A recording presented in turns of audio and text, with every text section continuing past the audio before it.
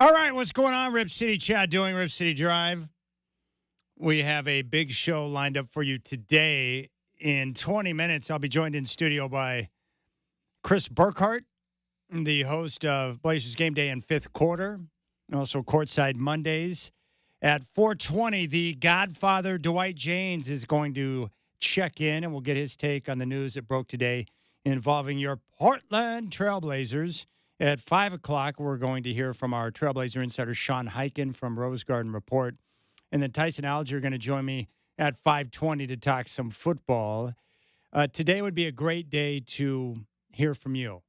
In fact, I really want your interaction because we've been through so much together in Rip City, through all of the transition, through the passing of Paul Allen, the Trailblazers being run by the Trust, led by Jody Allen, his sister, and Bert Cold, his longtime friend and former college roommate. And now today we get word that the Trailblazers have agreed to sell the team to a gentleman who knows what he's doing, or at least would appear to have a very good idea of how to operate and run and provide direction for a sports team. So I want to hear from you, 503-248-0620. You can always listen live and podcast the show via our free iHeartRadio app. You can find me on social media at Chad and Rip City, and you can text me direct on my cell phone at 360-281-5473. I like giving out my cell number because it simplifies the whole process. Too many social media devices, too many DMs. I can't keep track of it all. I'd rather have it filtered into one particular place. So that's the plan today. Chris Burkhart in 20 minutes, The Godfather at 4:20, Sean Hiken at 5, Tyson Alger with some news about his coverage, and we will talk some football. So here's the story that we got today, and it was originally reported by Sportico, and then Bill Oram was the individual that I saw report the story first on X. And it was very interesting because it came out right at about 9 o'clock this morning. And I was waiting at a coffee shop. I had a meeting with someone inside the Trailblazers organization, and I got the message. They came in, and I said, hey, you're probably already aware. And I showed them the tweet that was put out by Oram. And they were surprised, didn't know. And so here we are with the news. And Sportico reported saying Carolina Hurricanes owner Tom Dundon has reached a tentative agreement to buy the Portland Trailblazers from Paul Allen's estate, according to people familiar with the details. Others in the group include Blue Owl Capital co-president Mark Czar and Portland-based Shield Tile, co-CEO of Collective Global, according to the people who were granted anonymity because of the details that were private. The new group intends to keep the team in Portland, the people said. The deal, including two payments, one at close and one at a later date, with a blended valuation of roughly $4.25 billion, according to multiple sources. Well, you think that Jody Allen did the right thing by waiting after the offer from the Phil Knight Group? $4.25 billion for the Trailblazers.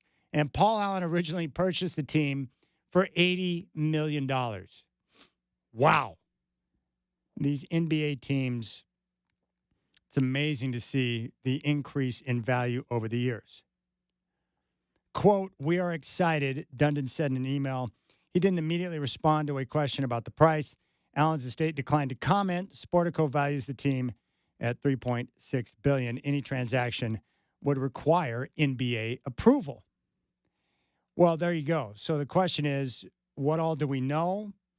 Well, there was a piece put together by BlazersEdge.com, and they say Tom Dundon is getting the headlines as the eventual new owner, and he'll surely be the face of the ownership group that was revealed today.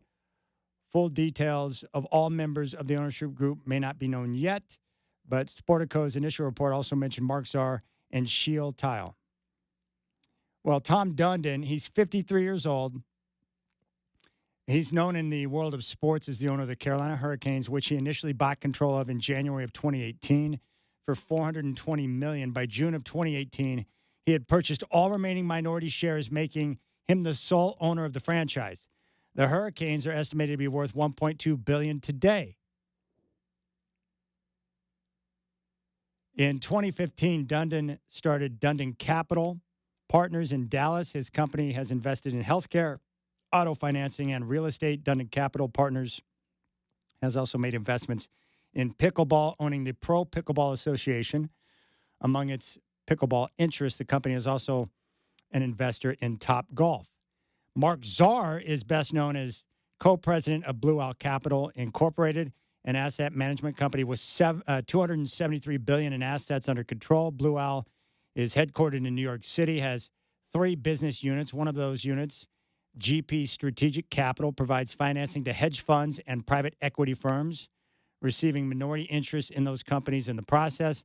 Most of the firms that GP Strategic Capital has an interest in are private equity firms, but in 2021, the firm acquired 5% stakes in the Phoenix Suns and the Sacramento Kings.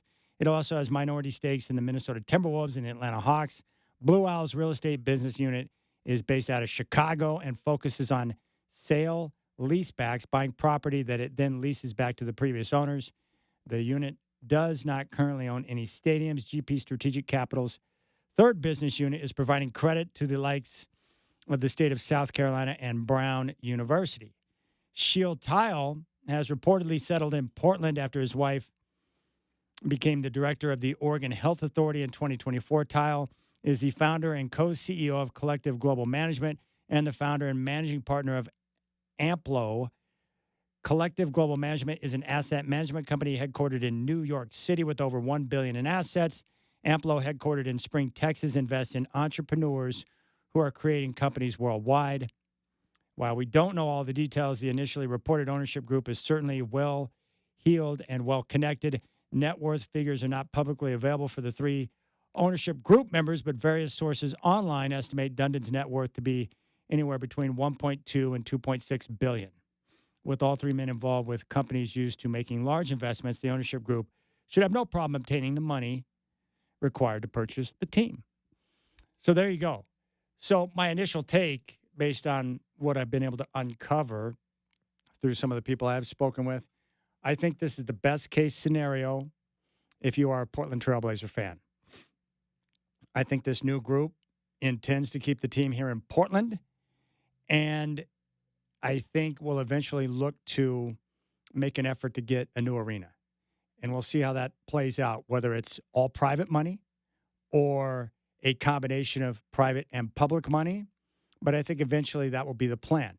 Now, if you're looking for the devil's advocate, maybe a little smoke, Clay Bennett, who purchased the Supersonics and moved the team to Oklahoma City, which, of course, has been a black eye for the association, when he originally got the team, he also said he had no intentions of moving the team and said he had a desire for a new arena.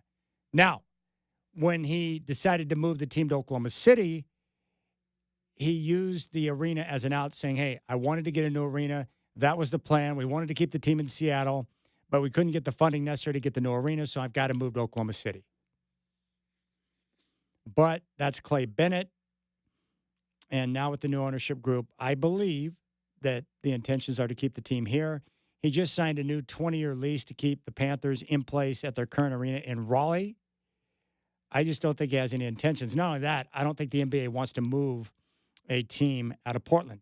It's been proven over time to be a reliable, quality NBA market with a fan base that supports the team, and you want to have great regional coverage in your league. And if you know Seattle's going to get a team in the very near future, either through expansion or potentially a team in a bum place like Memphis or New Orleans, whatever the case may be, Seattle's going to have a team. And then you would naturally have a Northwest rivalry, which I think is important.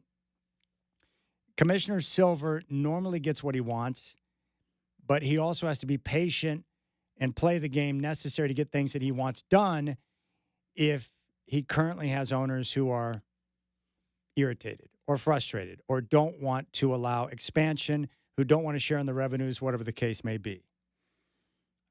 But I believe Commissioner Silver wants a team here in Portland. I believe he wants to utilize expansion, and eventually Seattle will get their team. I was told today from someone in Seattle that if expansion doesn't happen, that you could look at Memphis potentially, relocating to Seattle. The two towns in the association that have struggling NBA markets are New Orleans and Memphis. Portland is not one of those. This is a great NBA city, and it has been ever since, the team was founded. So I believe the intent is to keep the team here for a lot of different reasons, but I do believe this is the best case scenario. Not to mention, if you look at the overall success Tom Dundon has had with the Panthers, he's come in, and ever since he's been a part of that team, they've made the playoffs. He understands sports. He wants to win. He's very competitive. He invests his money in the product to be able to get the job done, and he's willing to pay his players. And all I've said about ownership, it's very simple. Do you want the team to win as much as I do, and are you willing to utilize your resources to make that happen? If you are, I can live with aggressive decisions because you have a desire to win, even if they don't work out. Same thing with Paul Allen. He didn't bat 1,000, but I knew with his maneuvers, he just wanted to win. And if I know the owner has a desire to win and is willing to utilize their resources to do so, I'm going to give them the benefit of the doubt. So I'm pretty excited about this. The good news is there appears to be no connection between this reported group that's going to buy the Trailblazers and Seattle. So for all of the Blazer fans out there that are gripping and fearing and worried about the team going up to Seattle like so many people have for years, I think that this situation can lay those fears to rest, and that's a very good thing. So I do believe this is good news. I am shocked only by the fact that we're getting this report and the season hasn't even begun. We were told initially that this process would take roughly 9 to 12 months. So I did not expect to have a new owner named or an agreement in place before the year began. That is surprising. But good news nonetheless. So Chris Burkhart's going to join me in about 7 minutes. We'll talk to the Godfather, Dwight James, at 4:20. And then Sean Hiken at 5 o'clock. I'd love to hear from you. What do you think about the news that the Trailblazers and their trust have located a new owner? 503-248-0620 is your telephone number. I hope you're enjoying the sunshine in this spectacular Thursday. I'm Chad Doing. It's the Rip City Drive on your home of the Blazers, 620 Rip City Radio.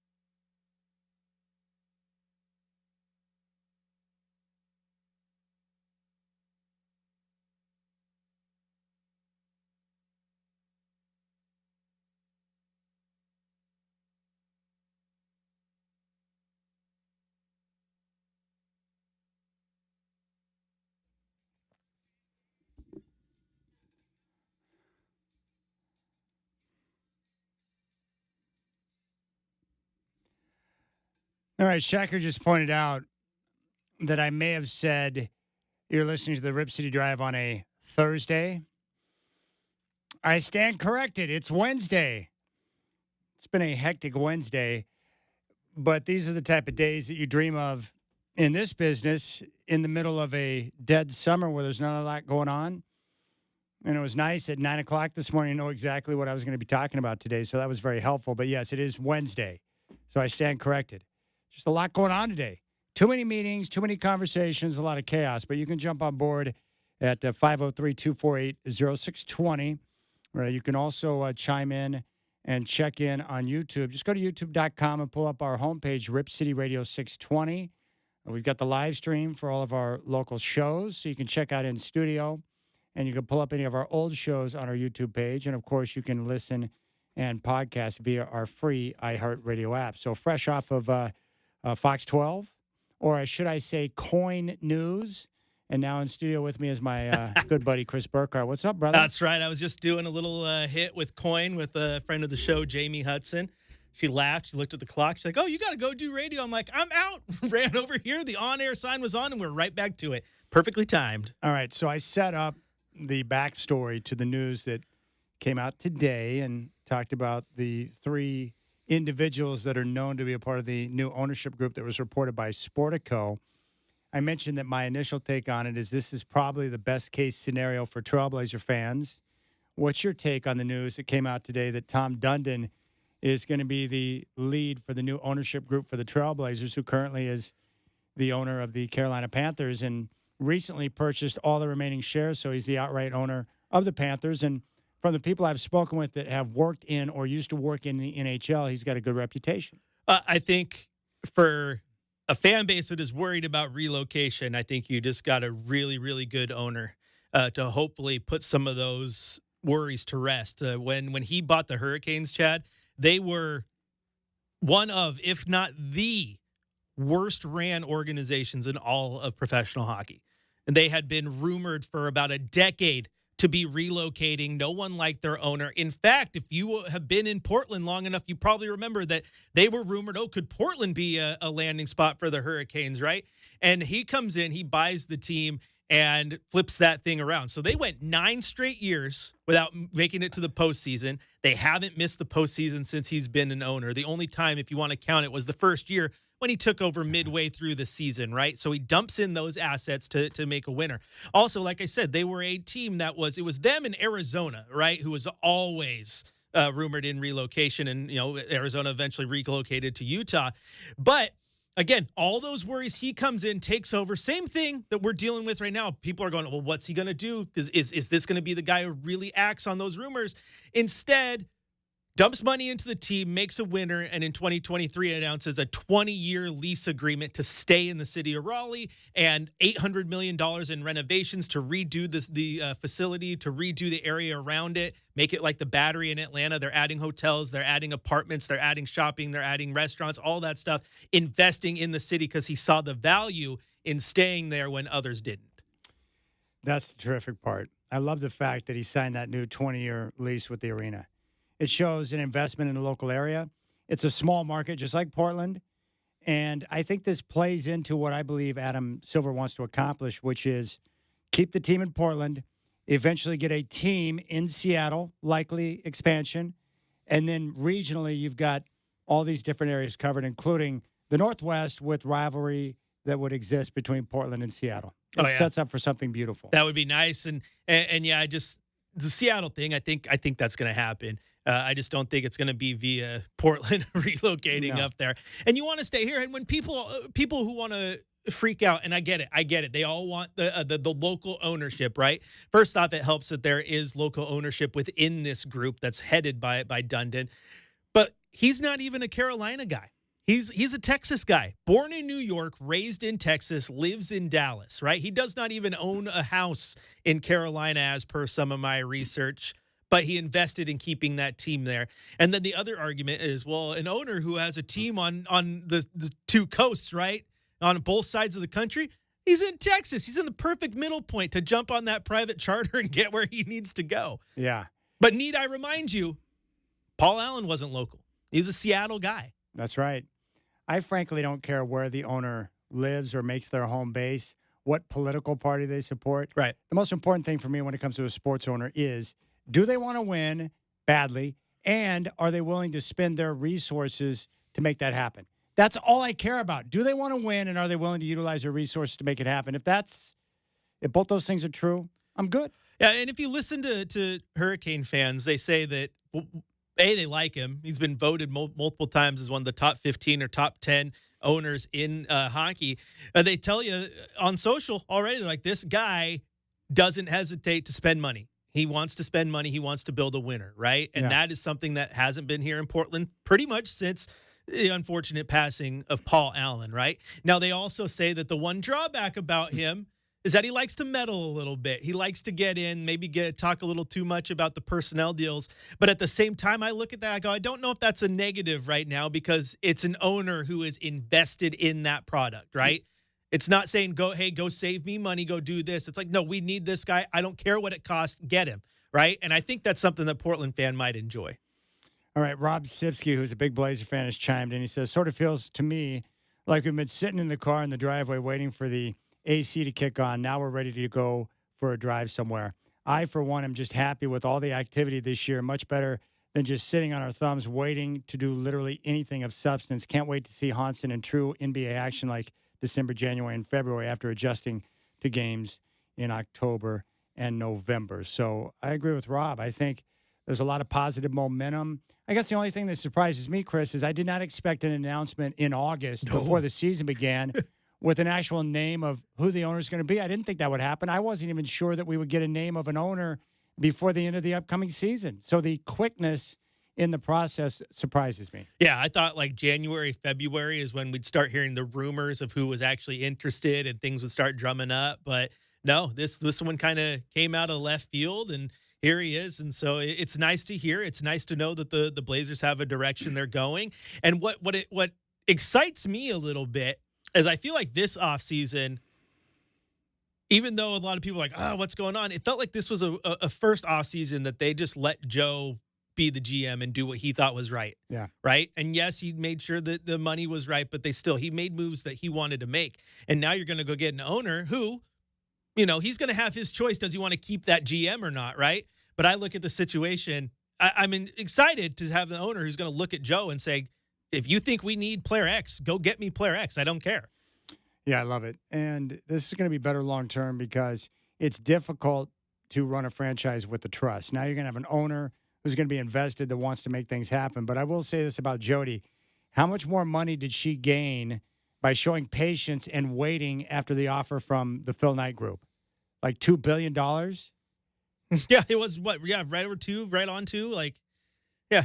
You wait, and now the reported sell price is $4.3 billion. And everyone thought that was crazy, right? Oh, my gosh, you walk away. And most people, they're not going to fetch over 4. They're not going to do that. And, yeah, now the evaluation is at 4, and you sat there, and you made the right move if you were Jody. I mean, I know everyone likes Phil, but, again, just because Phil is the local guy doesn't mean he would have been the right guy. But I also say in the situation there, like I told you on the phone, like if you're selling your house for $500,000, that's what it is on the market, and someone comes up to you and goes, yeah, I'll offer you $250,000, you're going to laugh at him. You're absolutely going to laugh at him because you know you can get $5. There's no question. So now I'm wondering, going back to the comments that were made by Commissioner Silver, when Sean Hiken asked him the question about whether it's a priority to keep the team in Portland and wanted an update on the sell of the team. Now you look at the comments when Commissioner Silver said, they're going to need a new arena in Portland. He had to have known the conversations and who they were talking to and the desire to get a new arena. So the question is now, what do you expect, or how do you expect the new ownership group to approach the idea of getting a new arena? How's that going to look? Well, let me tell you this much. There's no way in hell that Dundon wasn't talking to the Blazers and the league knew that that this was a serious possibility a month ago, literally, because Summer League started on the 10th, and that press conference was like on the 16th or 17th. So less than a month ago when Adam Silver made those comments, right? So it's almost like, and we all thought that, right? That maybe he's planting those seeds a little bit because people are starting to talk and he's getting it out there to put pressure on people. I think the conversations just go similar to what they did in Carolina, right? Where it's like, Okay, we don't want to move. We want to be here. We need the stadium renovations, how do we go about that? How do we get the funding for that? How much of it's out of our pocket? How much do taxpayers fund? How much does this fund, et cetera, et cetera, et cetera? But we need it. Adam Silver said as much, and that's going to scare people, right? Oh, they're going to move, but it just gives him a little bit of leverage to work with. And as I told you, I think any owner who was in deep conversations, and obviously Dundon's one of them, who saw what went down with baseball, right? And the quote, jock tax, right? Oh, we're going to make them play. Didn't sit there and go, there's a way we can leverage that same type of wording, that same type of tax to pay for a renovation here. They saw that and their eyes got big. The other thing I'm excited about, Dundon is only 53 years old. That's basically 3 years older than me. I'll turn 50 here in the very near future. I like that. Young, energy, and plenty of time to really, dig in and start to make his name known in NBA circles. That's a good thing. Instead of someone who's older, who may not have the same desire or energy to really be aggressive, he's 53, he's in his prime.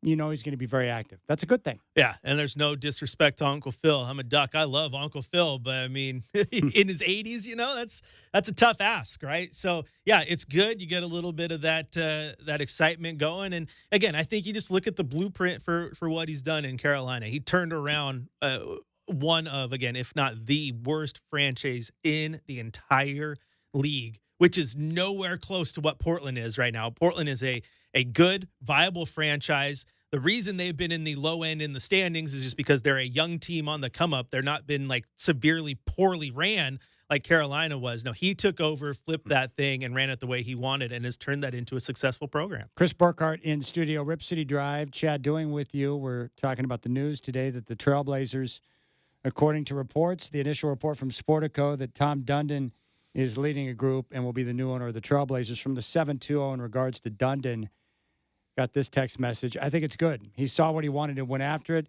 This is a great basketball market. Memphis and Nolens, lucky to get 8,000 fannies in the seats nightly, unless it's the big boys or playoffs. Moda has good bones.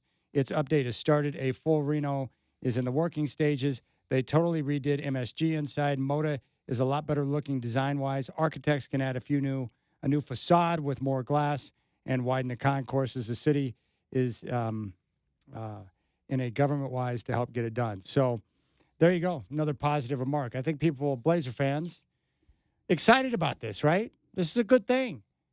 And according to multiple reports, even The Godfather has mentioned this, there's no connection to Seattle. And I know you're not concerned about that, but Blazer fans are worried about that, some.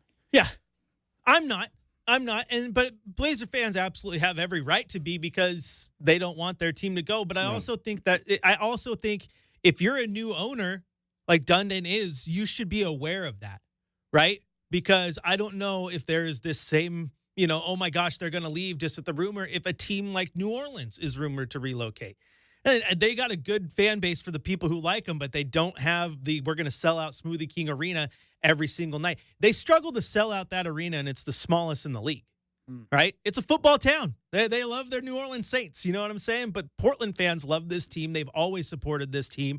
Again, I've been to every arena in this league, and Moda's up there atmosphere and fan interaction-wise. The way this team loves this franchise is special.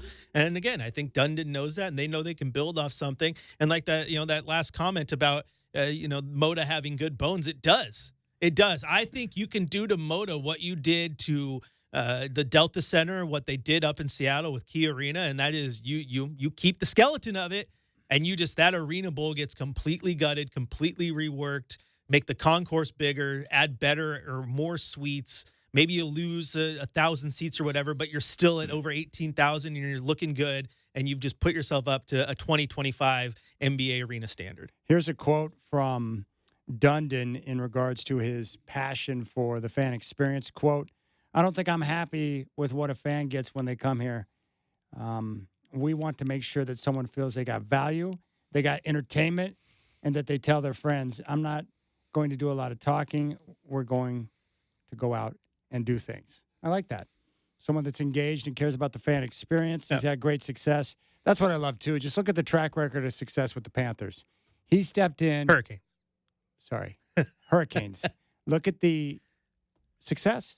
he stepped in and turned that franchise around in a heartbeat. Instantly. Instantly. Because he was doing what the other owner wasn't, and that was books are books. We'll balance them later. I need talent in here, and this team needs to be good. And now that the team is good, we need to make sure that the fans have the experience to go with it. Also, Chad, I don't know if you've seen my tweet. I might be going viral. I don't know what counts as viral yet, but I feel like I'm approaching this. I'm going to show this to the YouTube chat here. But you can't tell me that it's not coincidental that the Hurricane logo here is almost exactly the same as the pinwheel. Wow. There's similarities it's there. like, it looks like the Blazer pinwheel melted. So he's looking for franchise continuity here. He knows what he's doing. Dundon thieved the idea of the pinwheel. He melted it and then came up with his own logo. That is awesome. Love it. All right, you can reach out. 503-248-0620 is your telephone number. The Trailblazers have located a new owner. Surprised that it came so quick, but it's here. Let's go out to Shane in Vancouver. Shane, welcome to the Rip City Drive. Chris Burkhardt, Chad Doing here. What's your take on the news that the Blazers have a new owner in Tom Dundon? I'm so ecstatic that we're going to have someone besides the Cat in the Hat, Bert, making all the decisions. I mean, he's run this organization for 30 years, and it's just time for a change. It'll be exciting to see some new leadership.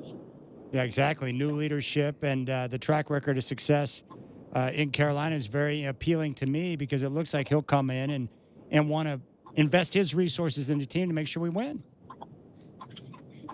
And hopefully with two teams on either end of the country, he'll have to get a really good staff and really good general manager in here to run it. Hopefully somebody with some experience. Yeah, there's no question, man. Shane, I appreciate that. I think Shane is speaking for a lot of Blazer fans out there, excited for change and new ownership. Yeah. And it sounds weird, and you want to do it in the best way without disrespecting the work that Jody's done. Because I know that she's polarizing, but she didn't ask for this, right? This fell into her lap in the worst circumstances possible with her brother passing away, right? Yeah. And she had to do everything she could over the last handful of years to get through that. But fans want a owner who is just as invested in that fandom as they are, right? Absolutely. That's why Dallas fans loved Mark Cuban for the longest time. That's why Blazer fans loved Paul Allen. He was a Blazer fan. That's why he was here. And you hope that Dundon can do that same thing. And I do think it's telling. He's not super active on Twitter, but if you go find his Twitter account, all it was Carolina Hurricanes tweets, man. He loves the talking team. Let's go out to Boring. Tony, what's up, brother? Welcome to the show. What's up, gentlemen? Yeah, did you have a good time running around in your birthday suit last night? I did. It was wonderful.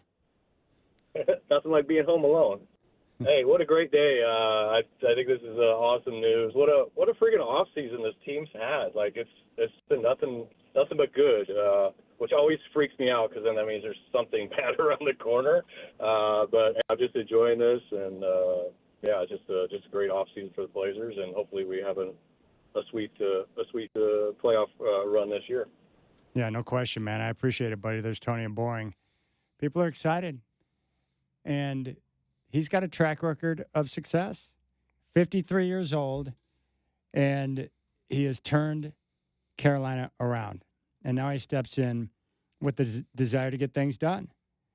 And he's had some other things to say as well in regard to the NHL. He says, this is a community that has embraced NHL hockey and the Hurricanes.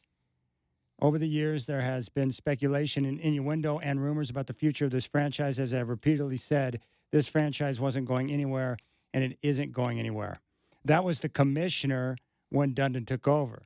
Quote, there was never a risk of this team moving. It used to drive us crazy that we had to spend hours on the phone refuting stories that were just made up.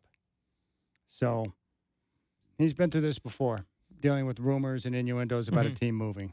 Yeah. And again, it just that's to me is what excites me about this more than anything. Is this is an owner, again, he came into a situation very similar, not the same, obviously way more on the edge there, but a team, again, the rumors were there of relocation, fans were worried, and he came in and he put them to bed. He put them to bed by being a good owner. So I like that.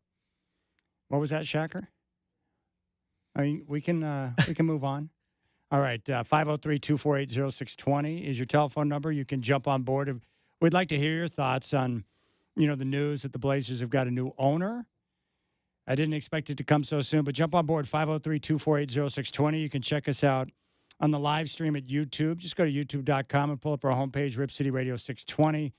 And you can always listen live and stream on our free iHeart Radio app. Just look up Rip City Drive.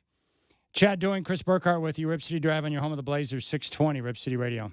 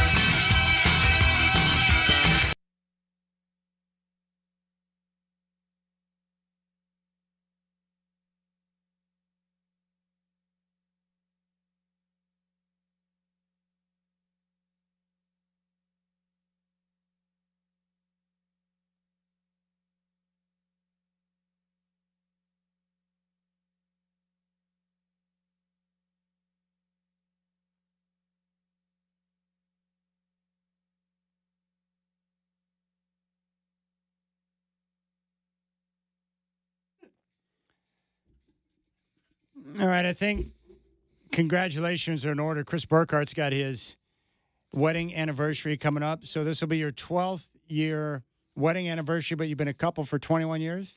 21. Yeah, I did the thing here where I just made the math and the memory easy. So in high school, it was our senior year, I fumbled it. She won't let me forget that I fumbled it. Her and I dated for like a month and then broke up. And then she played with my emotions for an entire summer trying to date other guys. And I was like, whoa. And then asked her to date me again. I asked her to date me on August 23rd. Then a decade later, asked her to marry me on August 23rd. And then we got married on August 23rd. So I just kept my dates in order. So, yeah, we'll be married for 12 next week and together for 21. That's freaking awesome, man. Congratulations. That makes me happy. I am amazed that you're able to have such a wonderful wife for a long period of time, man. And that's something to celebrate. That's awesome. So Chris Burkhardt is here. We'd love to hear from you, the Trailblazers. We got news this morning, just before 9 o'clock, that Tom Dundon, who currently is an owner in Carolina in the NHL, has agreed to purchase the Trailblazers, according to Sportico, for $4.3 billion. And we want your reaction. Let's go out to Portland. Pat wants to jump on board. Pat, welcome to the Rip City Drive. What's your take on the new ownership group? I think pretty awesome day here in Blazer Nation. You know, we've been waiting for this to happen, and now I think we can move forward. I'm curious, two questions for you guys. One, to deal with the Blazers in general about, do you think this owner is going to be willing to open up the checkbook and pay the players as needed in the next few years as we move forward and maybe get some more help? Or do you guys think he's going to be kind of like tight-fisted? I mean, any knowledge of what he's done in the past as a group? Well, I appreciate That's my first question. Well, we got it. Let's answer the first one, Pat. Based on his track record and the success in Carolina, Chris, he invested in the team. So I have no reason to believe he's not going to step in and be willing to open up the checkbook to spend money on players. Have you ever known a owner who owns multiple sports teams to operate them completely 180 of each other? Nope. They operate them the same. If you're spending money on one, you're spending money on the other. So I would fully expect him to invest in the Blazers just like he did in the Hurricanes. Yeah. You got another question, Pat? Awesome. Yeah, I was just curious because you said a couple of days ago you'd been in the industry for quite a while. I was just curious. I used to work out of Seattle in the radio business. Did you ever know Wayne Cody? No, I don't know Wayne Cody off the top of my head, no. Okay, he used to be with the Seahawks, and then he did a lot of golf and stuff, and was a sports announcer up there for many years on radio and TV. Yeah, no, I know him and respect him. I just never had a chance to meet him. Oh, okay. Cool beans. All right. You guys have a wonderful afternoon. All right, thanks, Pat. Appreciate that. Yeah, for me, Chris, I don't know how you define a great owner or what you're looking for in an owner, but for me, it's a desire to win and willingness to use resources to make that happen. Those are my two criteria for ownership. Yeah. You guys go all in, dive in, and be a fan with us. And I also I do want an owner who does let the GM and the coach that they hire do their thing. Right? It has not worked out very well for old Jerry Jones to be, the guy pulling the strings on everything and roster and all that stuff. Right? But no, I think this is a guy who that's how he operates his team. That's all in. He has a vision and he wants to get somewhere. And I like that because I feel like the team hasn't had a vision for a minute except, hey, when do we get to sell? And, now they have a vision forward for progress, which is good. I mean, really, the only thing that would give me pause for concern would be this. Clay Bennett, when he took over and purchased a team in Seattle, he said the same thing. I want to keep the team here in the Northwest. He did want a new arena. But he used that as an out when he moved the team to Oklahoma City. He's like, hey, try to get a new arena.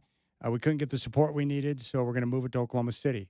And I just wonder how Dundon will approach this desire for a new arena, because my guess would be that the people are not going to want to offer up tax dollars to build a new arena. No, which again is I think you lean into what they just did with the jock tax for Major League Baseball. Can we do something similar to that where the players pay it? They help us out. We'll find a way. These businessmen will find a way to get it done. But I would also argue, I mean, like I said, he's not moving him to North Carolina because he's not a North Carolina guy. Not to mention they already have Charlotte, right down the road there. So you're fine there. They're not moving him to Raleigh. Yeah. And then you look at, he's a Texas guy, but San Antonio, Houston, Dallas, they don't need another one. I'm sorry. And I still don't think there's a situation where Portland said, or owners vote that, yep, they're going to leave Portland. And the whole Clay Bennett thing, too, the timing, he knew what he was doing. He came in at the right time to execute his plan to move because they were never going to get a basketball arena. They had just done Safeco Field and the football field, and they had just fully invested in those two things. And he came when taxpayers were already just massively irritated with having to fund those things. And so, we're going to go to this market that wants basketball, doesn't have a pro sports team. It was just everything was ready for it. I don't see this situation playing out similarly. Yeah. Yeah, Bennett's plan was probably to move the team from the get-go. Yeah. All right, real quick, I want to talk baseball because I know you're a baseball fan. How about the Mariners? They make aggressive moves at the deadline. They get Suarez back, 8 straight wins, in control of the wild card, and now are back atop the AL West. Amazing. I love the same thing that we're talking about here. I love that they finally said, we're going to invest in building this team because Mariner fans for far too long have watched a team pinch pennies when they could make a move. And it's good to see. I still, because it's the Mariners, I still won't believe much until October and they're playing in the postseason. Every Mariner fan expects the bottom to fall out. Every crazier things have happened. But right now the vibes are immaculate, man. And they also have arguably the best nickname in all of sports right now. I mean, Big Dumper. Come on. Oh, dude, that's so good. What's great, too, is that with the extra help, it sure takes a lot of pressure off of Cal Raleigh, who is playing his ass off. Oh, he's been absolutely incredible, man. And that's one, like, you got to expect that to end at some point, but it hasn't. He's been carrying it on, but they need more than one guy in that offense. They found that. Everything's coming around. It's a good time right now. Well, it's a good time. Football season right around the corner, a couple of weeks away from the Ducks opener. You got to be pumped. Hey, I'm pumped. I mean, next Saturday, Hawaii, Stanford, my Rainbow Warriors. I mean, the Ducks coming. This is going to be awesome. I can't wait. All right. Thanks for stopping by, brother. Yeah, as always. All right. We'll keep things rolling. The Godfather, Dwight James, is going to join me coming up at 4:20. I want to hear from you on the big news today involving your Trailblazers. 503-248-0620. You got the Rip City Drive on your home of the Blazers, 620 Rip City Radio.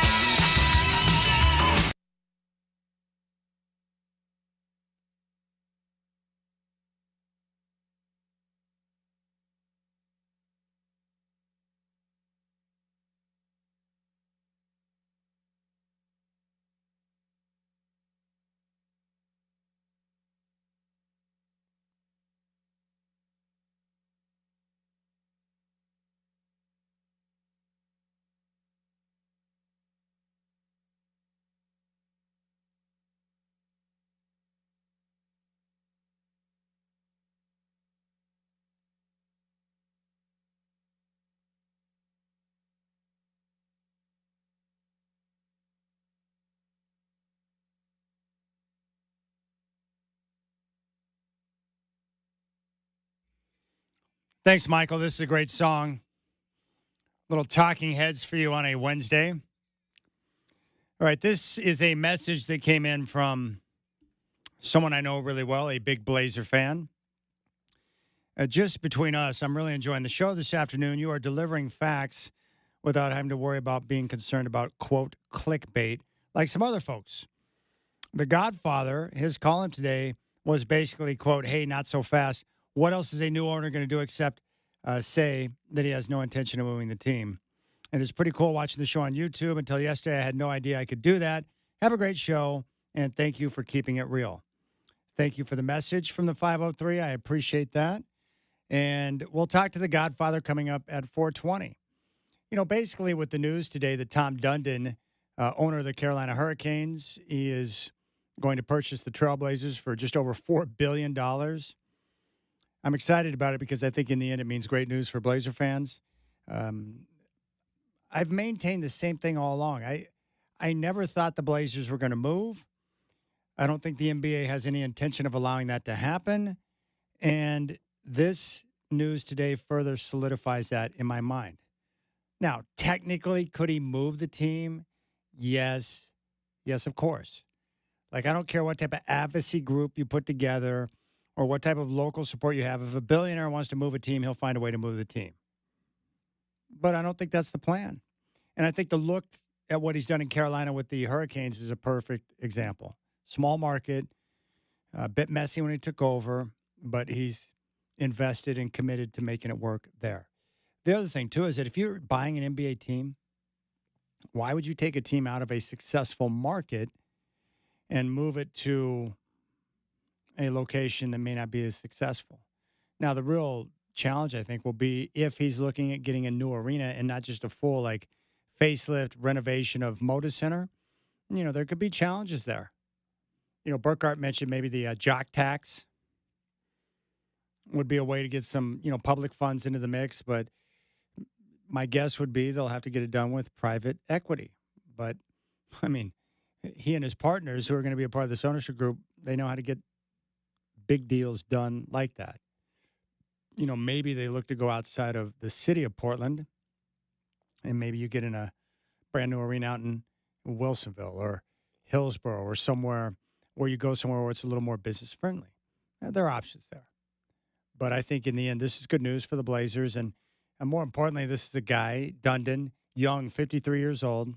He's got a lot of cash, and he wants to win. He's been aggressive as the Hurricanes owner. And, you know, that's really, I have a very simple philosophy with ownership. Of the teams that I love and have a passion for, I care about really two things. Does the owner care about the team and want to win? Like, do they have a desire? Like, some owners, and we see this with coaches or players, they're obsessed with winning championships. Like, it's their main purpose. It's their main desire. They want to win, and they won't be satisfied unless they do. That's the type of owner I want. Not every owner's like that. A lot of owners say they want to win, but then their actions are the exact opposite of that. Some owners are using it as an investment, or they use it to line their own fat-ass pockets with cash like we see with the A's. So owners are different, just like everybody else. Some are in it for different reasons. So I care about someone that wants to win. Do you love the team? Do you want to win? Is that like a strong desire? That's why I love the story of Paul Allen. I know from one of his very good friends that was at the Seahawks after party after they won Super Bowl 48 when they crushed my Broncos and ruined my day. They're at the after party, and Paul Allen walks up and starts talking to him. And he's looking around, and the Seahawks are celebrating. They're popping bottles. Everybody's having a good time. And this gentleman told me that Paul looked at him and said, man, this is great and so much fun, but I wish it was happening with the Trailblazers. Like, that's where Paul's heart was at. He's winning. He just won a championship with the Seahawks. Fans are celebrating. Players are popping bottles. He's at the after party, and he's sitting there thinking, man, I want this to happen with the Blazers.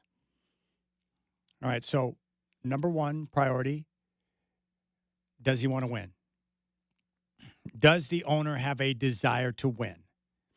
And then after that, number two, in addition to wanting or having a strong passion and desire to win, are they willing to spend their money to make that happen? Use their resources. Paul Allen was a check-cutting machine. He was like an ATM for the team. He would spend money. He would invest. He would do whatever it took. And it's too bad that the NBA has a salary cap, or Paul Allen would have bought a championship. He would have spent whatever it took to get the job done. And that makes me very happy. Unfortunately, NBA, you got to work around the salary cap. So you're going to make some bad decisions. It didn't work out for Paul. He came close, but couldn't get over the hump. But I can live with that because I know that he was invested in trying to win.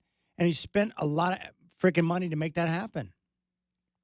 Outside of those two things, whatever. I don't care. I just care about wanting to win and spending your resources to make it happen. Outside of that, where they spend their time, where they live, what city they identify with, who they vote for, what their political party is. I don't care about any of that. I couldn't care less. Doesn't matter because their main function as an owner is to put the team in a position to win championships, in my mind. You know, some people get hung up on the minutia. Well, he supported this guy. He supported Trump. He donated to the GOP. That stuff doesn't matter to me. I don't care. Do you want to win? And are you willing to spend your money as a billionaire to make that happen? That's what matters to me. And, you know, everyone's different. Everyone's got a different take on those things. But for me, that's what it's all about. And he apparently appears to be a guy that will make that happen. The Godfather, Dwight James, is going to join us coming up at 4:20. And then the Trailblazer, oh, bless me. That was a big sneeze. It was actually kind of satisfying. The Godfather at 4:20, and then Sean Hiken is going to stop by at 5. And I do want to talk some football, so we're going to do that with Tyson Alger. We'll focus in on the Ducks and the Big Ten coming up at 5:20. Now, if you want to jump on board, I'd love your take, 503-248-0620. I think the majority of fans I've spoken with thus far are just happy that they finally got this deal done, that it's no longer going to be run by the trust. A new owner will come in and start to put his mark or imprint on the franchise. And there you have it. And outside of that, business as usual for the team as they get ready for the start of a brand new year. And as I mentioned before, Dundon, a lot of success in Carolina. And the initial report just said Hurricanes owner Tom Dundon has reached a tentative agreement to buy the Trailblazers from Paul Allen's estate. Others in the group include Blue Owl Capital co-president Mark Czar and Portland-based Sheil Tile, a CEO of Collective Global, according to the people who were granted anonymity because the details were private. The new group intends to keep the team in Portland, according to the same people. The deal includes 2 payments, one at close and one at a later date with a blended valuation of roughly $4.25 billion. That's some big-ass money, big cash. Quote, "We are excited," Dundon said in an email. He didn't immediately respond to a question about the price. Allen's estate declined to comment. Sportico values the team at $3.6 billion. So there you have it. And, of course, any transaction would have to be approved by the NBA. So there you have it. That's the report. I don't know how to pronounce that name. Is it Sheil? It's got to be Sheel. Sheil, and the last name is Tyle. Is it Teal? Sheil Teal? That's the CEO of Collective Global. Sheil Tile. Teal. Can't be Sheil Teal. That's too weird. I think it's Tile. Anyways, there you go. So Tom Dundon, who has invested in the team there in Carolina with the Hurricanes and stuff. So I think it's pretty cool. So I'm excited. I think this is good news. That's my bottom line. I think it's good news for Trailblazer fans. I think it's good news for Rip City. And I think the owner has a track record of success in the NHL. And if you hear from people in Carolina, especially Hurricanes fans, they speak highly of him. And we'll see how things play out. But, you know, the progress is being made. And how about, we're used to quiet off seasons here in Portland. How about all the stuff that's gone down? The Blazers go out and trade Anthony Simons and bring in Drew Holiday. That was big news. Then they draft young Hansen that no one had heard of in the draft, and then he took over Summer League by storm. Then we get news that Damian Lillard's making his return to the Blazers. And shortly after that, we get word that the Blazers Trust has sold the team to Tom Dundon. I mean, do you realize how much news that is? What else is next? Also, I got word today from a very good source that the new boards, the big screen and the video boards with the stats and everything that's going to be inside of Motor Center this year, apparently it's freaking awesome. Like the detail and the information and the boards, like very noticeable when you walk into the bowl.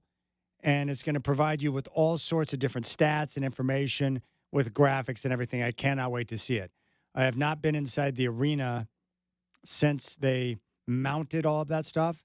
I can't wait to see it. But I was told that by someone in the know that it's very nice, very good. That sounded like Mike Parker. Very good. No, I think it's going to be exciting. So I'm pumped. That's where I'm at. I'm excited about this. I think this is good news.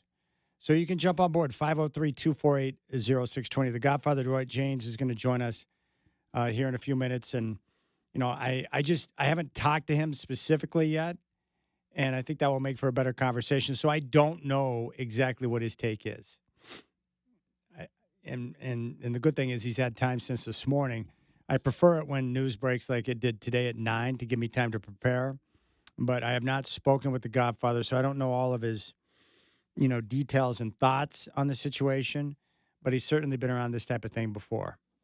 But how about Jody Allen getting $4.3 billion? Good gracious. Good gravy.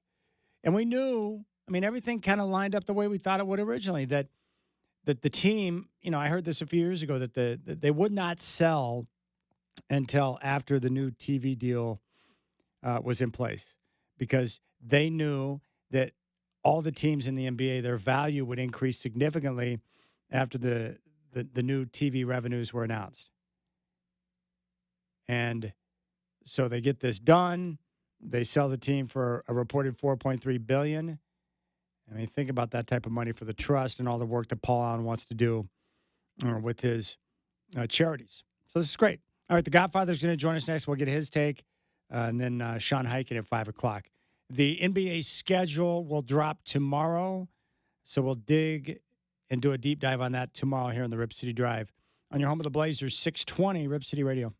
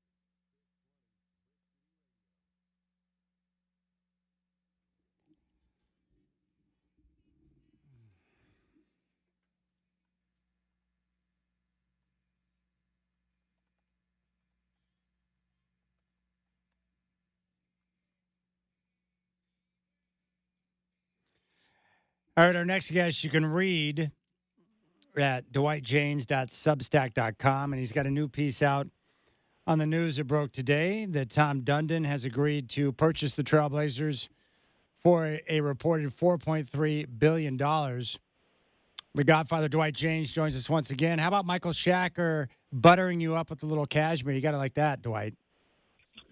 Very impressed with that. Mike has a nice memory. He realizes these things make me feel better.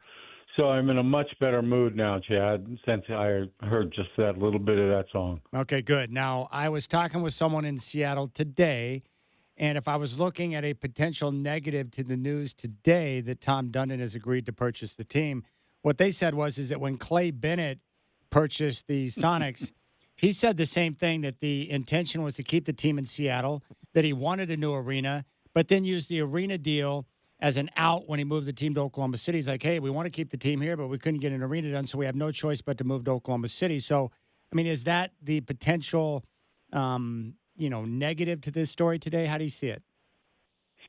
Well, that's the playbook when you buy a team, Chad. Every owner says that. I mean, whether that's a negative, no, I don't think it means he is going to move, but it's just what every owner says.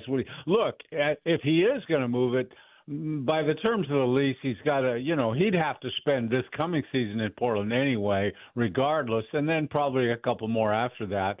So he's certainly not going to say he's going to move it. He's not going to leave any doubt, in fact, about moving it, because he's trying to sell a ticket or two, and people aren't necessarily going to buy tickets to a lame duck franchise. In fact, there'll be a movement to boycott such a franchise. So there's every reason for him to say that. Now, I'd say I would believe him much more if he signed a long-term lease on the building, not 3 or 4 or 5 years, but a 20-year lease, or made the deal that if you do the renovations, I'll sign, or whatever. Any indication that he's tied in legally to staying here would make more sense than just saying that, because every owner says that.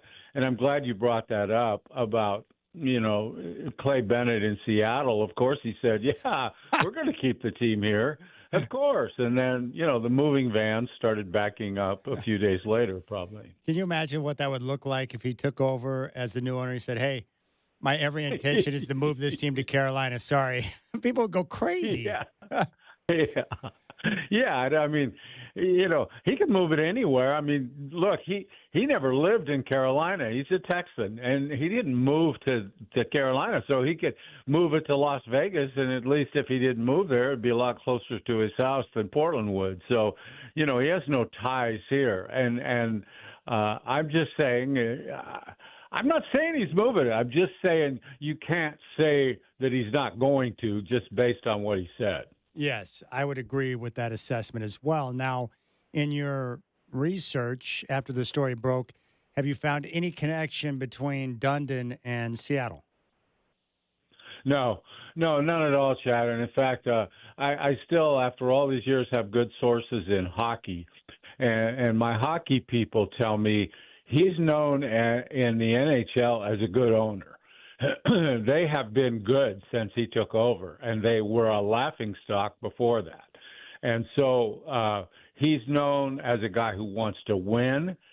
He is a guy that he'll come to town, and you don't even know he's in town, but he'll show up at a meeting and have all the right questions for his hockey people. He'll be at the draft. He'll want to know why you're drafting so-and-so. He's an analytics-based guy. He wants to see the analytics on his players. And he's hands-on. I think it resembles Paul Allen a little bit. He's not the basketball nerd that Paul was, and I don't think he'll see himself as quite the expert that Paul did.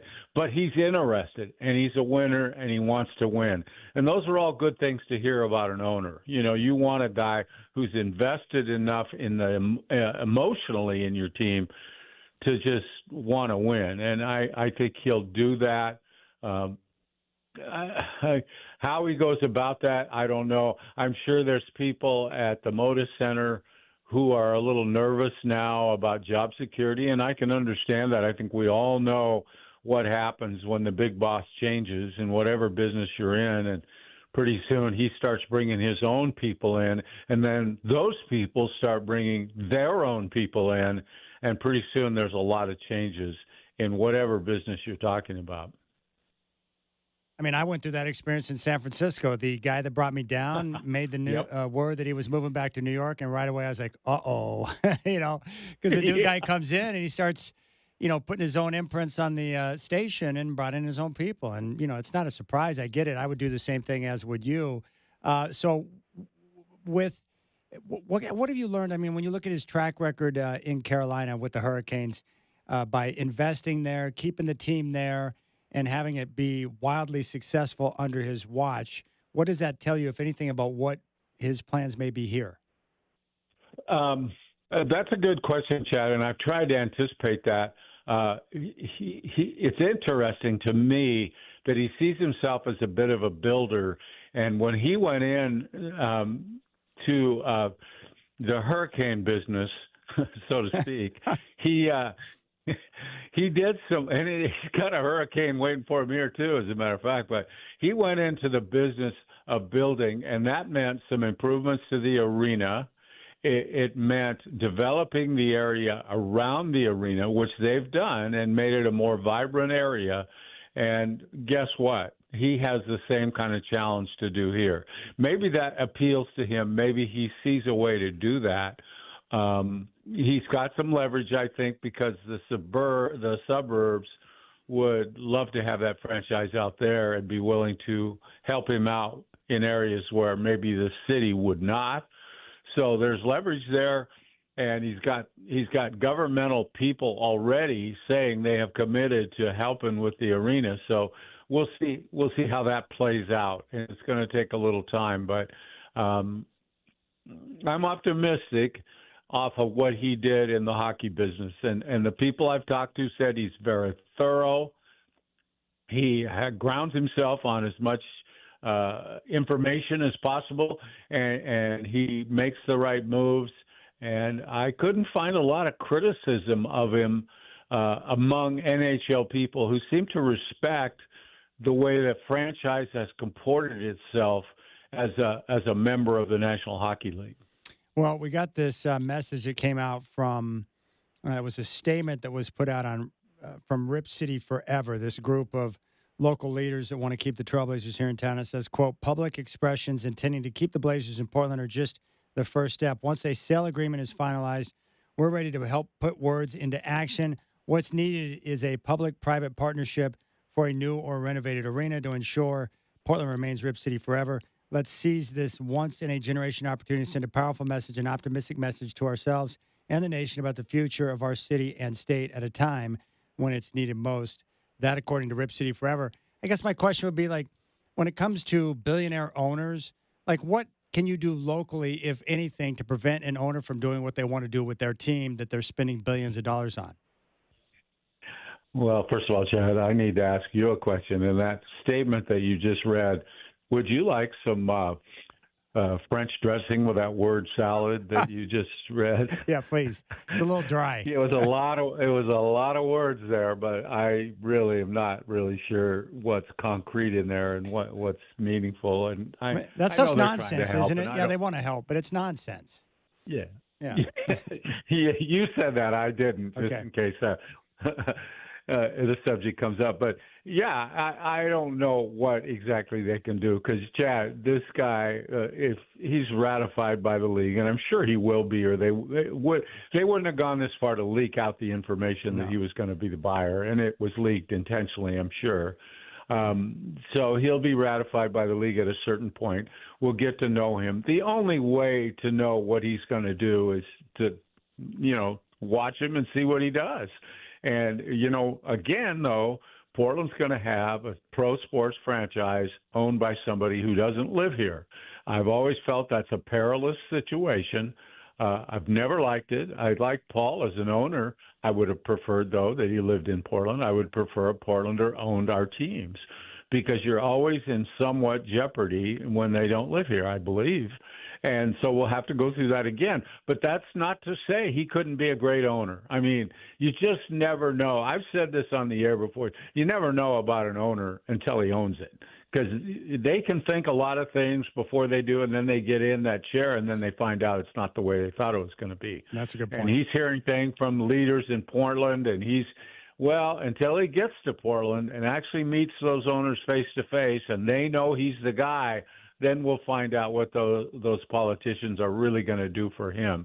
And then his reaction to that is very important, because he's just spending an awful lot of his money and his partner's money on this franchise. And I think he's in a position to say, okay, I saved your team. I kept your team from going to Seattle. What are you going to do for me? And how ready is this city to do something for him? I wouldn't make any large bets on that. Well, I was going to ask you about that when it comes to a new arena, if that is indeed his desire. What are the odds that you could convince the taxpayers to approve funding or partial funding for a new arena for a billionaire owner in this city? That would seem like a stretch, right? Absolutely would. Yes, I believe so. I think all you can do is give tax breaks. You can build max stations. You can do some things in terms of roads, transportation. I just don't think you're going to get any money out of the taxpayers or the city.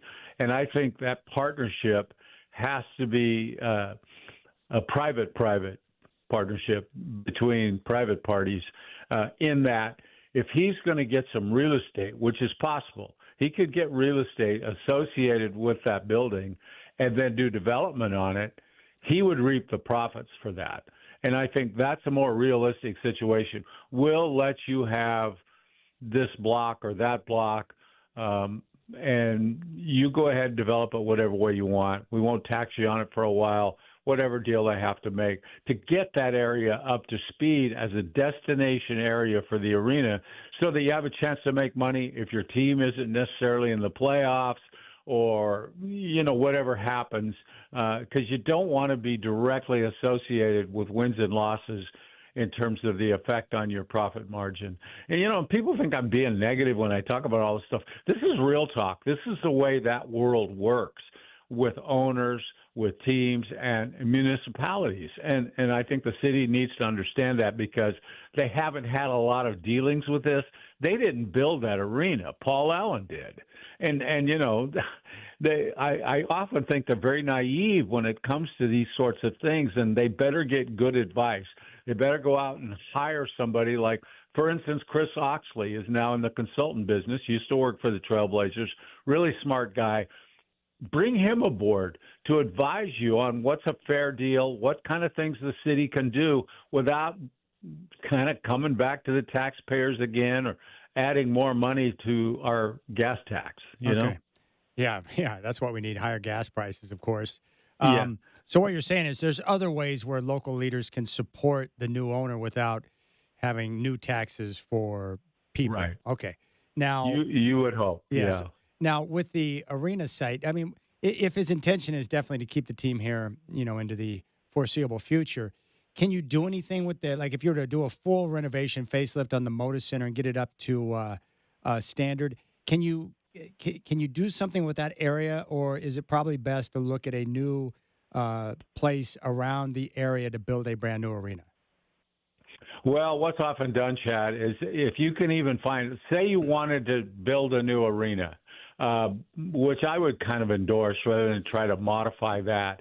Because for one thing, if you try to modify the Motor Center, you might have to play somewhere else for a year or two. You don't want to have to do that because there's nothing really suitable. The old Veterans Memorial Coliseum is not big enough. You can't make any money there. So I think what you do is, okay, all those north parking lots are gone. We're going to put the new arena there. then when it's built, we'll turn Motor Center into a parking garage, something like that, Yeah. so that you can build a new one while you're still playing in Motor Center. Or you go to Hillsborough or Gresham or Oregon City or Westland or Lake Oswego or Wilsonville and start your new stadium there, your new arena there. You can do those kinds of things to avoid it. Now, there is another way of doing it, and what has been done, as crazy as it sounds, you start the new arena around the current arena, and you build a shell around it. Wow. And try to use parts of the interior, but you make the concourse better, bigger. You make certain adjustments to premium seating. Maybe you change the way your suites are. That has been done, I think, one time, and you could possibly do something creative like that. I just don't know, Chad, and I think a new arena on that spot is just fraught with complications, given they really want to do something. The highway department wants to do something with that intersection of 94 and I-5 because it clogs up all the time. It's not a good interchange. Brutal, absolutely brutal. It slows down every day. It's such a mess. So yeah. Do you think it might be best to look to, one of the suburbs like Hillsborough or Wilsonville or Beaverton or somewhere where what would be the downside to having the arena be in one of those towns outside of the downtown area? Well, it wouldn't do an awful lot of good for the city of Portland. Yeah. That's the downside. And we've looked ahead to what that baseball stadium, that ballpark might do for the city of Portland, located where they want to put it. And that's a tremendous kick in the butt for the city of Portland. It's really a starting point. It's a jumping off point for improvement for the whole downtown area. Well, you don't get that if you take that arena outside. Now, if you're the owner of the team, that might look like a better way to do things. And I don't know if he's been here. I assume he's been here. He's looked at the arena. He's checked out the areas. If he's ahead of the game, he maybe even talked to some people outside the city to find out what they're willing to do. But I know from what I heard about the ballpark locations, there are a lot of suburban people willing to do a lot to get that kind of business into their county or their city. We're talking to the Godfather, Dwight James. You can read his Substack at dwightjames.substack.com. And how about Jody Allen showing patience? And you called this a few years ago, waiting until after the new TV deal was done and that revenue was reported, and you sell the team for $4.3 billion. Like, that's a big number for the Blazers. Yeah, it's a real big number, and I don't know if it would have happened without that Lakers sale, which seemed to drive everybody's price up a little bit. It's amazing how much those franchises are worth now, and it's largely the television deals that have driven it. But yeah, and I it'll be interesting to know what kind of bids they got on it, whether this was just the highest bid or if it's just the one that felt the best. I'm sure they've already done a lot of exploration with the league in terms of who you would favor as a new owner, or as the league calls them, governors. So, and we don't like to use the word governor in this state very often, but anyway, it's a situation where I'm sure that the league felt this was a good move for this man to have the franchise. They would have Adam Silver would have input to that, and I would think that Jody Allen, Bert Kold would listen to that. So hopefully it works out. Hopefully everybody's happy with the end result.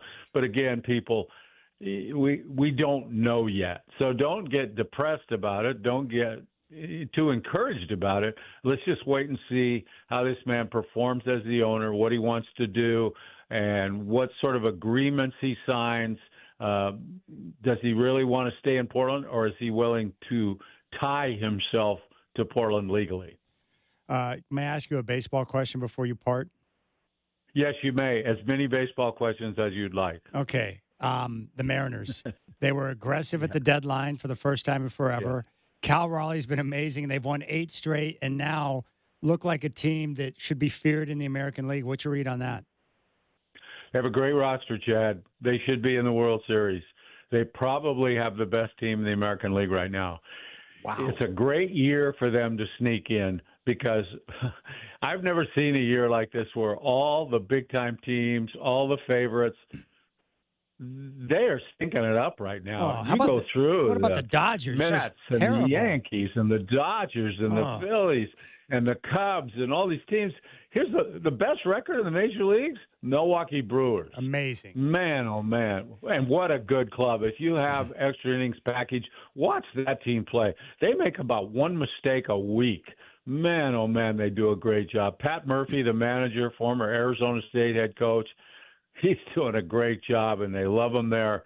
I'm really happy for him. He's a good guy, and I'm kind of happy for the city of Milwaukee, which has kind of a Portland vibe to it, really. Yeah, it's just funny to watch the Dodgers right now. They spend $1 billion, and they look like a mess right now. Their bullpen's garbage. They're not getting good starting pitching. Vesia melted down again last night, and they've yet to beat the Angels on the season. That's embarrassing for them.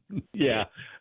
Well, how about this, Chad? If you've had trouble getting pitchers injured over the last few years, why don't you go out of the free agent market and sign a few more guys with potential arm trouble? Yeah. And that's exactly what they've done. And they keep pitching. They keep throwing Ohtani out there. You wait and see.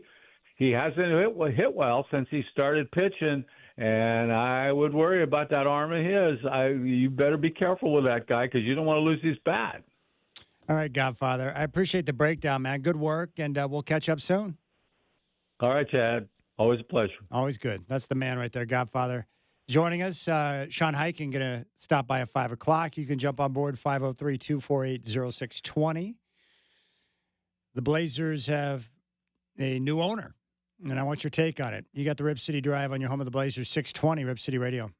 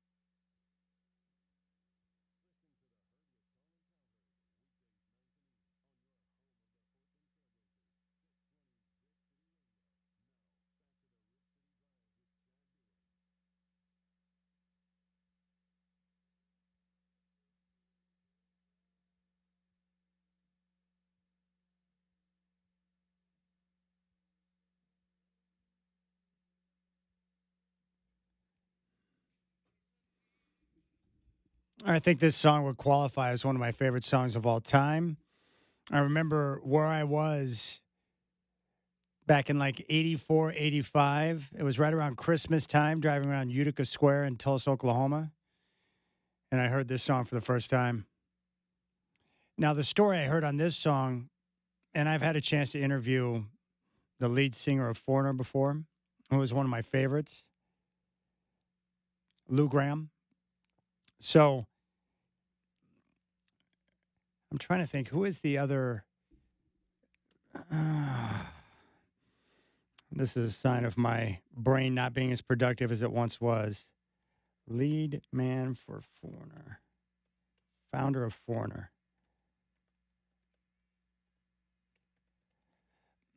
All right, Mick Jones. So Mick Jones and Lou Gramm were the brain trust that was behind Foreigner, the songwriters. And Mick Jones really believed in Lou Gramm, and of course, Gramm was a great vocalist. And the way they would do songs, and this is pretty interesting, after an album, Gramm and Jones would write down on a piece of paper and fold it up and put it in a hat or a bag with each song based on what they thought the split was, like 60-40, 70-30, 50-50, based on how much work they put into the song.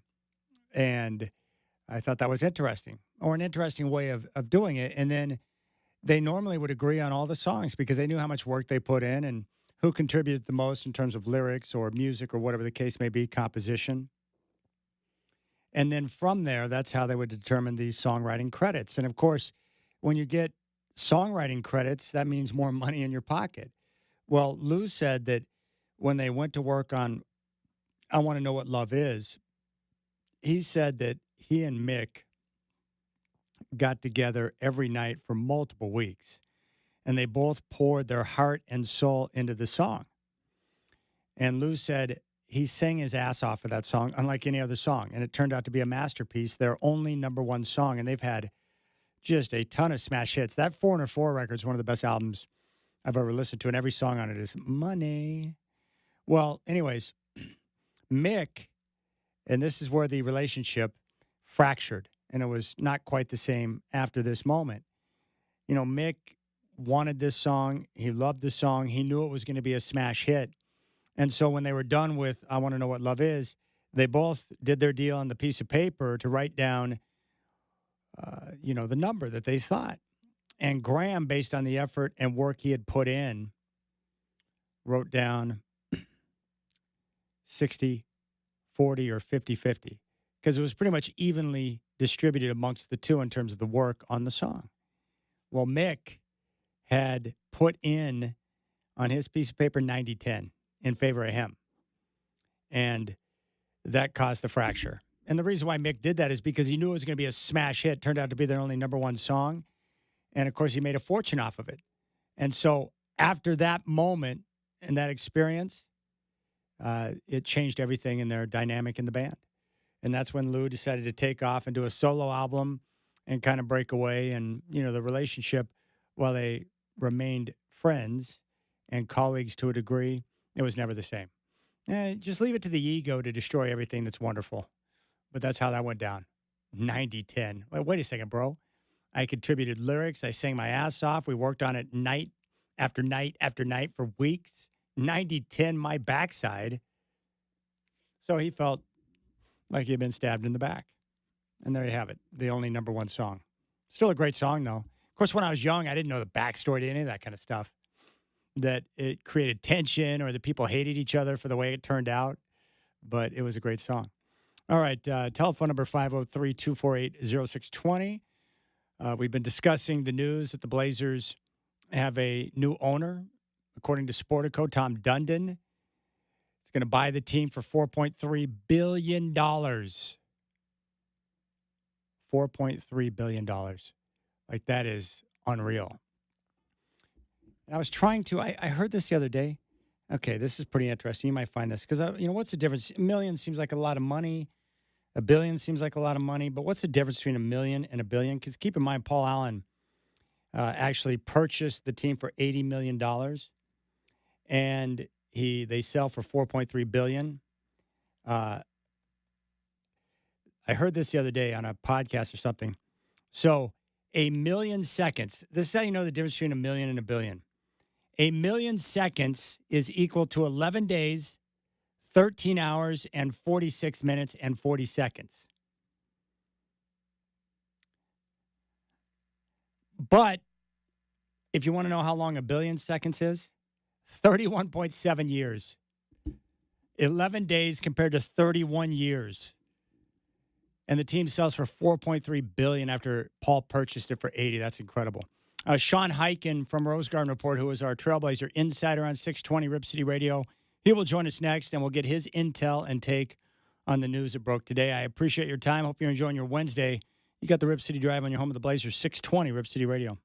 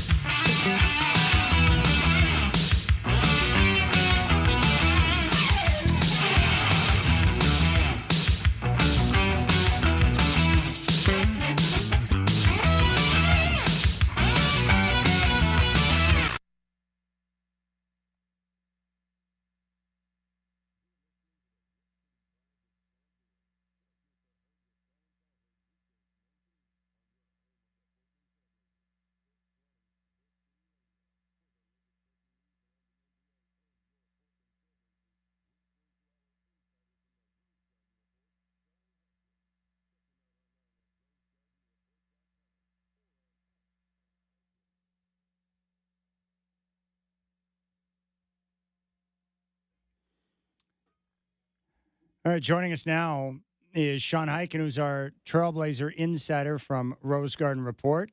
Hey, Sean, it's great to catch up with you again, my friend. Thank you for the time. What's your take on the news that broke today that Tom Dundon has agreed to buy the Blazers for $4.3 billion? I'm just a little bit surprised that they found a buyer this quickly because remember, Chad, when they announced in May that the team was officially for sale, the statement that the Paul Allen estate put out was kind of indicating that it was going to take into the 2025-26 season to, that's how long the sale process was going to take. And, I was also kind of given the indication that it was going to take like 9 to 12 months for that. And that still might happen when it comes to like getting everything official and, the Board of Governors vote and all that kind of stuff. But I did not think that 3 months later we'd be actually talking about, we know who the buyer is, we have the amount of money, and, it can go from there. So it was definitely off the radar. I'm with you. I was stunned. I was thinking the same thing. 9 to 12 months. We would find out maybe towards the end of the season. And we get word this morning that the deal apparently has been agreed to, which is nice. Throughout your research over the last 6 hours, what are some of the things that you've been able to uncover or discover about the Blazers' new owner and what he's going to bring? Well, so the thing that's been the most interesting to me, and I think is probably the most relevant to Blazer fans, there's two pieces of it. One of them is that one of the minority investors, Shields Heil, is based in Portland, and his wife is the head of the Oregon Health Authority. So there's some pretty strong local ties there. So if people were worried about there just being absolutely nothing local about this ownership group, there's that right there. But as far as Tom Dundon, who's going to be the majority owner, he bought the Carolina Hurricanes in 2018. And the team they'd missed the playoffs 9 straight years before he bought the team. They have made the playoffs every season since then. So, they're on court, or I guess on ice performance, I should say, since it's hockey, has been pretty encouraging under his ownership. But the thing that I think is going to be a little bit more interesting and a little bit more relevant to us, obviously, as people who live here and who cover the Blazers, and to Blazer fans who are listening to this, is that the situation with the arena in Raleigh, North Carolina, which is where the Hurricanes play, was pretty similar to what the Blazers situation is right now. It was kind of an old arena. It's a little bit newer than Moda. It was built in 99. Their ground lease was originally set to expire in 2024. In 2020, they agreed to a 5-year extension while they negotiated with the city on some new renovations. And then a few years later, they agreed to a $300 million renovation project that the city of Raleigh was paying for, and then the Hurricanes signed a new lease that now has them playing there through 2044. So quite a while they're still going to be in North Carolina. So if you want to think about, obviously every situation is different. Every local politics is kind of different everywhere, but if you want to look at kind of what the playbook is, you're going to start to probably see whenever this sale closes, which again could be several months to a year from now, there are then going to be negotiations between this guy and his group and the local and state governments about whether they're going to renovate Moda or they're going to build a new arena, or how much each side is going to pay for it and all that stuff. And that's all going to play out. But we've seen this guy navigate that before. So, that's something that definitely is worth noting. We're talking to Sean Hiken, our Trailblazer insider from Rose Garden Report here on the Rip City Drive. The people I've spoken with who are big hockey fans or people that follow the NHL, it's nice to know that Dundon's got great respect around the league and the way that he's worked. I mean, he seems like a guy who wants to win. And my basic criteria for ownership, Sean, is, do they have a passion for the sport? Do they want to win? Are they desperate to pursue championships? And then on top of that, are they willing to spend their resources? Those are my two main criteria for ownership. And so far, he's shown that he's willing to do that and has a passion for it in Carolina with the Hurricanes. I'm definitely going to be curious to look a little bit more into, what his reputation is from, from a hockey standpoint. And, since he took over, obviously the results as far as, their record during the time that he's owned the team, speaks for itself. But I do wonder if there's a little bit of a potential for, you have Chad, to your point, owners that, spend money and really want to win. I mean, those are two great things to have, but, somebody that I think checks both of those boxes is Matt Ishbia, who bought the Suns, and you could maybe make the argument that he's been a little bit too hands-on. So to me, it kind of has to be it would have to be kind of a balance of, he's willing to spend the money, he really wants to win, but also isn't just going to come in and, decide. I mean, and you have to remember, this guy has never owned, he's had a lot of success in hockey, but he's never owned an NBA team before. And basketball is a different sport than hockey, and the NBA is a different league than the NHL. It's a different level of money. The rules are different, all of that sort of stuff. And so you wonder, is this guy going to come in and say, I like what Joe Cronin and Chauncey Billups have going. This roster is good. Let's just kind of let this go for a couple of years and see where it goes.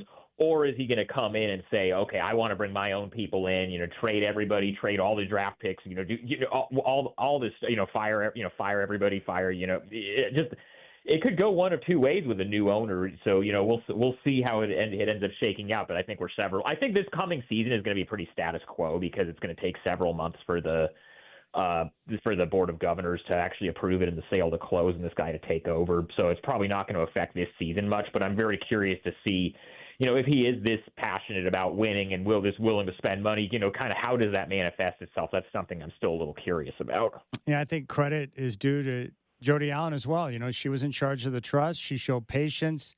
She waited until after the new TV deal was announced and turned down an offer from the Phil Knight Group, and now sells the franchise for a reported $4.3. I mean, that's pretty darn good value considering that Paul purchased the team for $80 million. Once the Lakers went for $10 billion, it was like, okay, this is probably a good time to sell if this is where franchise values are going. And obviously, the Blazers didn't go for nearly as much as the Lakers did. But when that's what the top end of it is, the Phil Knight thing happened 3 years ago, and now 3 years later, what's the Blazers sold for more than double now, reportedly, what the Phil Knight offer was. So this is it's been an interesting day. It's pretty crazy. Now the NBA schedule will officially drop tomorrow. Any nuggets that you've uncovered about the Trailblazers schedule before tomorrow's release? The only thing that's out is the NBA Cup stuff. I may or may not have seen the whole thing, but I'm not gonna. I don't want to get anybody into trouble who maybe shouldn't have given it to me. So we'll talk about it tomorrow. Okay, that sounds good. Sean Hiken, Rose Garden Report. You can follow him on social at Hiken. I think we covered everything. Anything else to add before I let you go?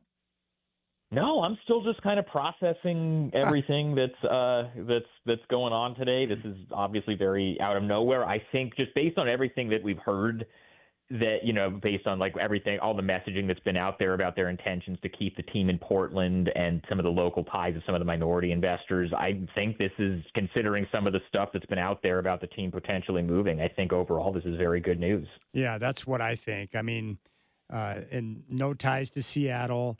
I think this is very good news for Blazer fans, and I think they're excited for change and ready to move forward, which is nice. But to your surprise of the news today, like I had a coffee meeting with someone inside the organization today, and they arrived. Our meeting was at 9:00, and the news broke right about that time. And so we just both sat there and kind of absorbed the news with surprise. It was very interesting to get that news. I woke up this morning and the first thing I saw was the Sportico report. And so I texted a couple of people with the organization, and they all were just like, I'm just finding this out just as you are, which we kind of knew that was going to be the case. Like, ever since they announced in May that the team was for sale, every time I'd asked anybody, even like at the highest levels of the organization, what's going on with the sale, they've all said that nobody besides Jody and Bert knows anything, and they're going to keep everybody in the dark and work through it with their bankers and their lawyers, and nobody's going to know anything until they actually have an agreement with a buyer. And I did not expect that day to come this soon, but here we are. Yeah, that same thing was repeated to me today. Now, going back to your question for Commissioner Silver at the press conference a few weeks ago, I mean, does it shed some light on his comments? I mean, he had to have known that Dundon was in the process of trying to get a deal done, right? Like he was aware of it at that time, I would guess.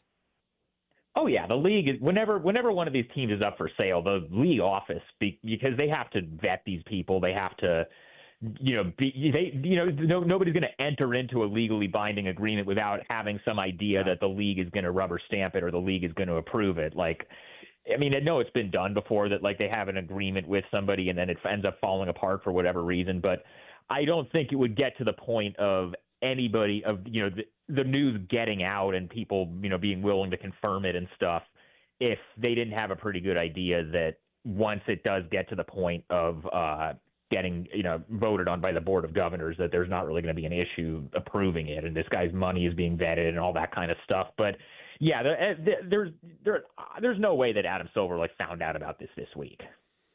I would agree with that. All right, Sean Hiken, he'll join me tomorrow on the show to discuss the schedule when it drops. Hey, Sean, I appreciate it, buddy. Great work, and I look forward to talking to you tomorrow.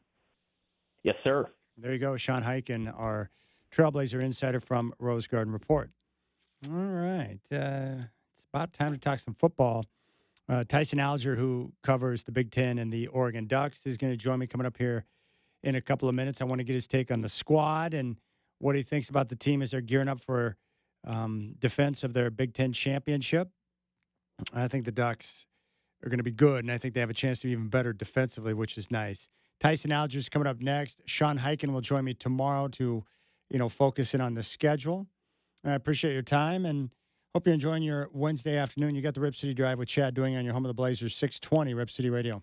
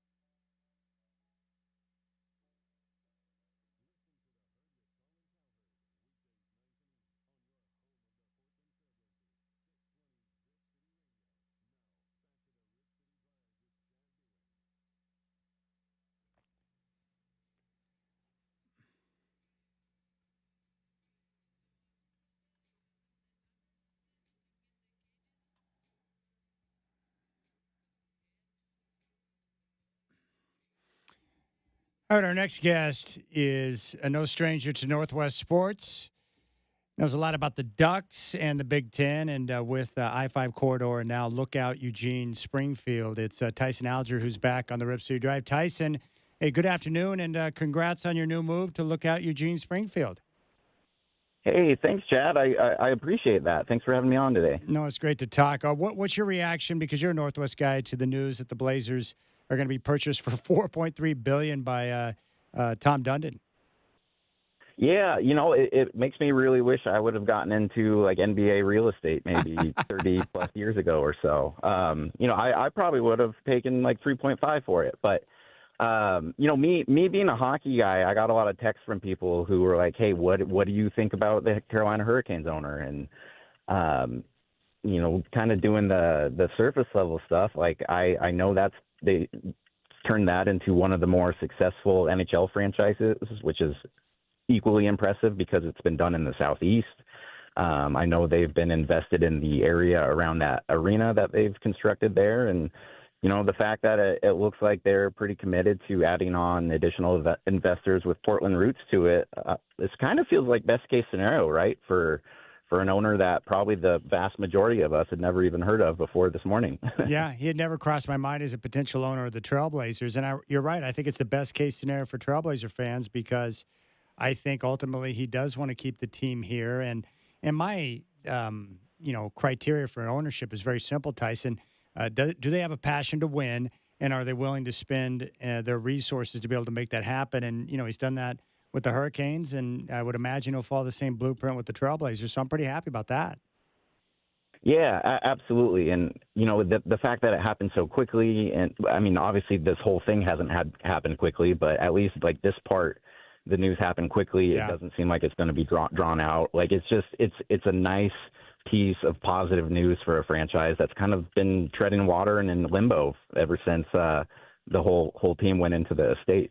Yeah, there's no question about it. I want to talk to you about Dante Moore and, the Oregon Ducks. I'm excited to see more with Will Stein, because he's a different type of athlete at quarterback than what we saw with Gabriel and with Bo Nix, and I'm anxious to see that. And it's been very quiet. Like, the Ducks obviously have confidence he's going to be the guy. What are you hearing about his work and his development as he gets ready to take over at quarterback for Oregon?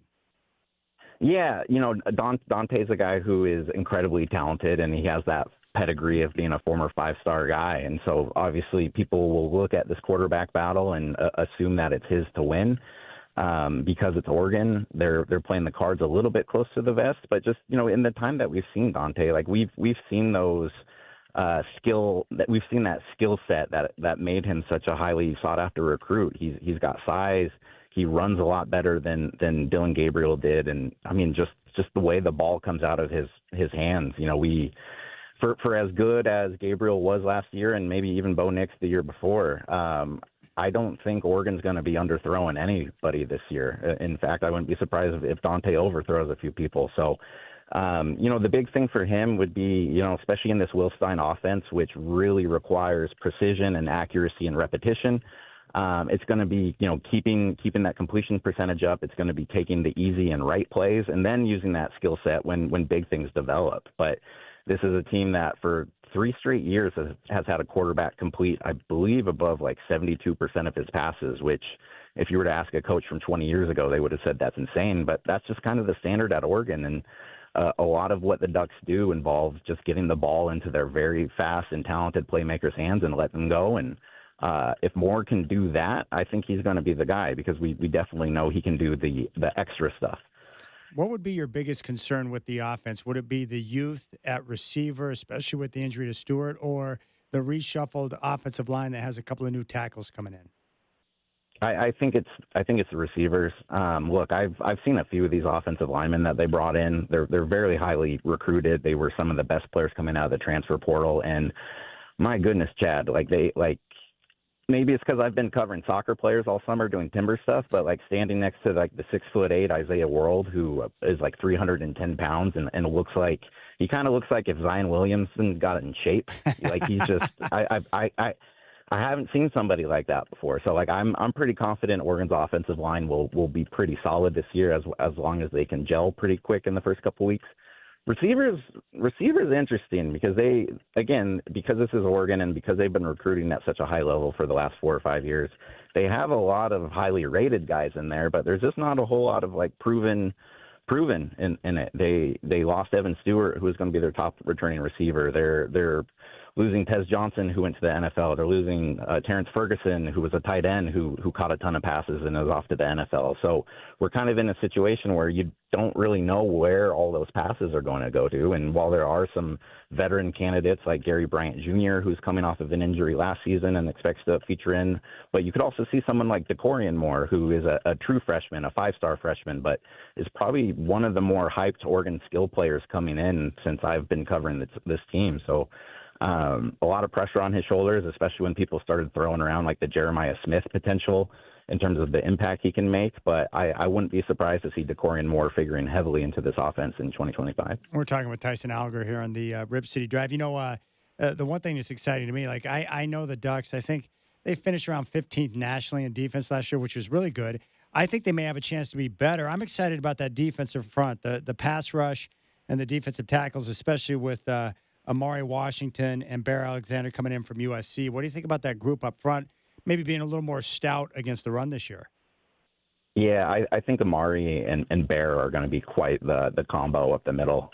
We've just heard people raving about Bear Alexander throughout preseason camp, and yeah, you know, he might not have like the best through line in terms of how things ended at other places, but there's a reason why he was such a highly touted transfer, and just another one of those guys where you see physically and you're like, okay, that's different than what I'm used to. But you know, going out from the middle, though, Oregon's returning Mateo Uiagalelei, who is the top returning sack leader in the Big Ten, and I think he was at 10.5 last year, and that's was an okay. Like I feel like he came on pretty hot towards the end. Like I think he could be a potential All Big Ten selection this year. Tatum Tuioti is a guy who kind of gets lost in the shuffle every once in a while, but if you go back and look at his stats last year, he was a TFL machine. He was able to record sacks. Like I just like the depth and like the varied size of bodies that the Ducks are able to throw at you, whether it's coming in from the inside up that line or coming off the edge. You know, Tyson, I know they're loaded at corner, but I've heard good things about this safety they brought in from Purdue, Dylan Thieneman. What's your take on him and what you're hearing about him and what he'll bring to the defense? There's a lot of talk that he has all Big Ten potential. You know, it's another year where the Ducks kind of completely retooled their secondary through the transfer portal. They did that once again, but Dylan is one of the most sought after recruits. He's a hard hitter. He had a very good reputation at his last school, and he's going to be kind of the focal point of a secondary that I find super fascinating this year because, well, obviously he's up at safety. Oregon has some monster-sized corners this year. You know, we're used to seeing like 5'8", 5'9", 5'10" guys there. There's a very good chance that Oregon starts 2 guys at corner this year who are like 6'2" or taller, which is just a look that we're not quite used to with the Ducks, and it could be interesting when you mix in with an advantageous safety and I just think that there could be a little bit more disruption and quite a few turnovers in that secondary this year. You know what's impressive to me is you look at where this program is at. What's your insight on what Dan Lanning has done? Because, you know, they lose a bunch of guys off of last year's squad that won the Big Ten on offense and defense, and yet they step in this year and they're ready to just continue on. Like the talent level on their 2 and 3 deep is impressive in terms of the work he's done to bring in guys recruiting-wise and utilize the portal to augment. Yeah, you know, there's a reason why even in the offseason, Dan's such a hard interview to get, and that's just because they're working on recruiting 24/7. And it sounds cliche in college football. You know, recruiting never stops, all those sorts of things. But like this is a team that when they hire their coaches, yeah, they need them to be good on-field coaches, but they know that the quickest way to turn your team into something good to great is just straight talent and depth. And that's what the Ducks have built, not only over the last 4 years, but it's also kind of a continuation of what Mario Cristobal started at Oregon, where, you know, there once was a time where maybe Oregon's ones were as good as everybody else, but then you started to bring in the twos, and it wasn't quite there. Like that's not the case anymore. You know, Oregon Oregon can survive an injury to a player like an Evan Stewart. Oregon can survive an injury to a player like Trey McNutt, who broke his leg in camp this week and looks like he's going to miss a large part of the season. They just have more guys that they can throw in, and so I think it's the biggest success of the Lanning era so far. A lot of people will point to the transfer portal because that's where they've gotten their quarterbacks the last few years. That's where they've retooled. But I would argue that the reason they're so good at the portal is because they know they have a good enough base everywhere else that with the portal, they're able to really just kind of garnish the team and add 1 or 2 or 3 players that are really going to be difference makers at key positions because they're not drowning anywhere else. We're talking with Tyson Alger. One final question for you. The majority, or the consensus, I should say, is that Penn State is the team to beat in the Big Ten because of the experience they have coming back at quarterback. They probably have the best offensive line in the country. Do you agree with that assessment? Where do you think Oregon fits into the mix between Penn State and Ohio State in the conference? I think Penn State is rightly projected as the 1 or 2 in the conference right now, just because, if you are looking at it out of the kind of the main contenders in the Big Ten, they have the most experienced quarterback coming back. And generally that's the first box you want to check off. I will say with Oregon, with an Ohio State, with these teams that are able to recruit at this high of a level, it's hard to kind of gauge how good they might be. Ohio State obviously lost a lot of players from a national championship team, but this is also a program that's expected to reload. So yeah, I think it's fair and probably safe right now to pencil in Penn State at the top, but I think Oregon and Ohio State both have a pretty large variance in terms of the ceiling that they can reach. That's going to be kind of fun late September to see the Ducks go to Penn State. I can't wait, man. How awesome is that game? I've had that circled on my calendar since this merger happened, man. It'll be a fun one. Have you been to a game in Happy Valley? I haven't. That'll be my first one. Sweet. Sweet. I enjoy. Yeah, I enjoyed the Pac-12 circuit. We get some nice cities around there, but in terms of stadium environments, this will be a good one. Where did the Ohio State-Oregon game last year rank on all-time atmospheres that you've experienced at Autzen? Number 1. Yeah. And it's not particularly close, which is crazy because before that I had thought I had seen some pretty crazy atmospheres there. I think of maybe the Michigan State game in 2014 or maybe the Washington game in 2018. But, when you're playing the number 1, number 2 team in the country, you're fighting for new conference supremacy.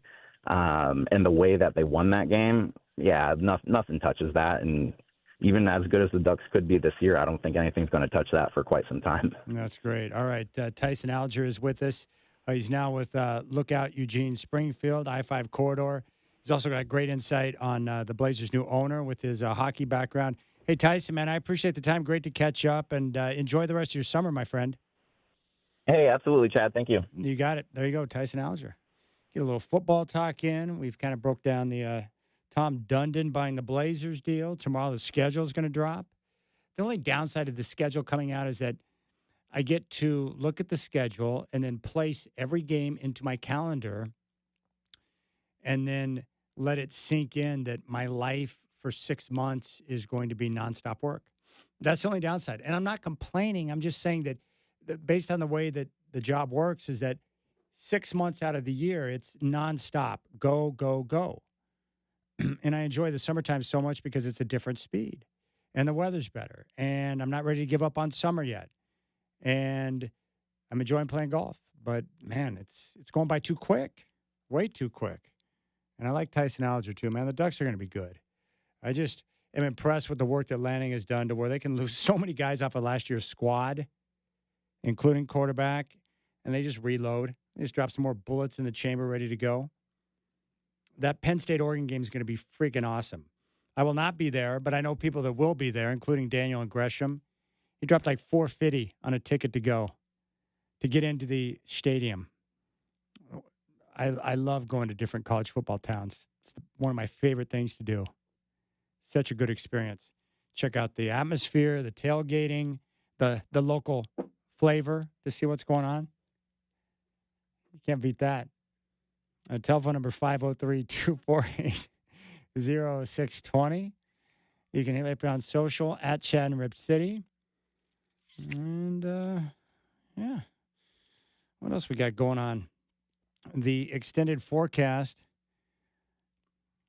Tomorrow, 80 degrees. It's not going to rain tomorrow, is it? What?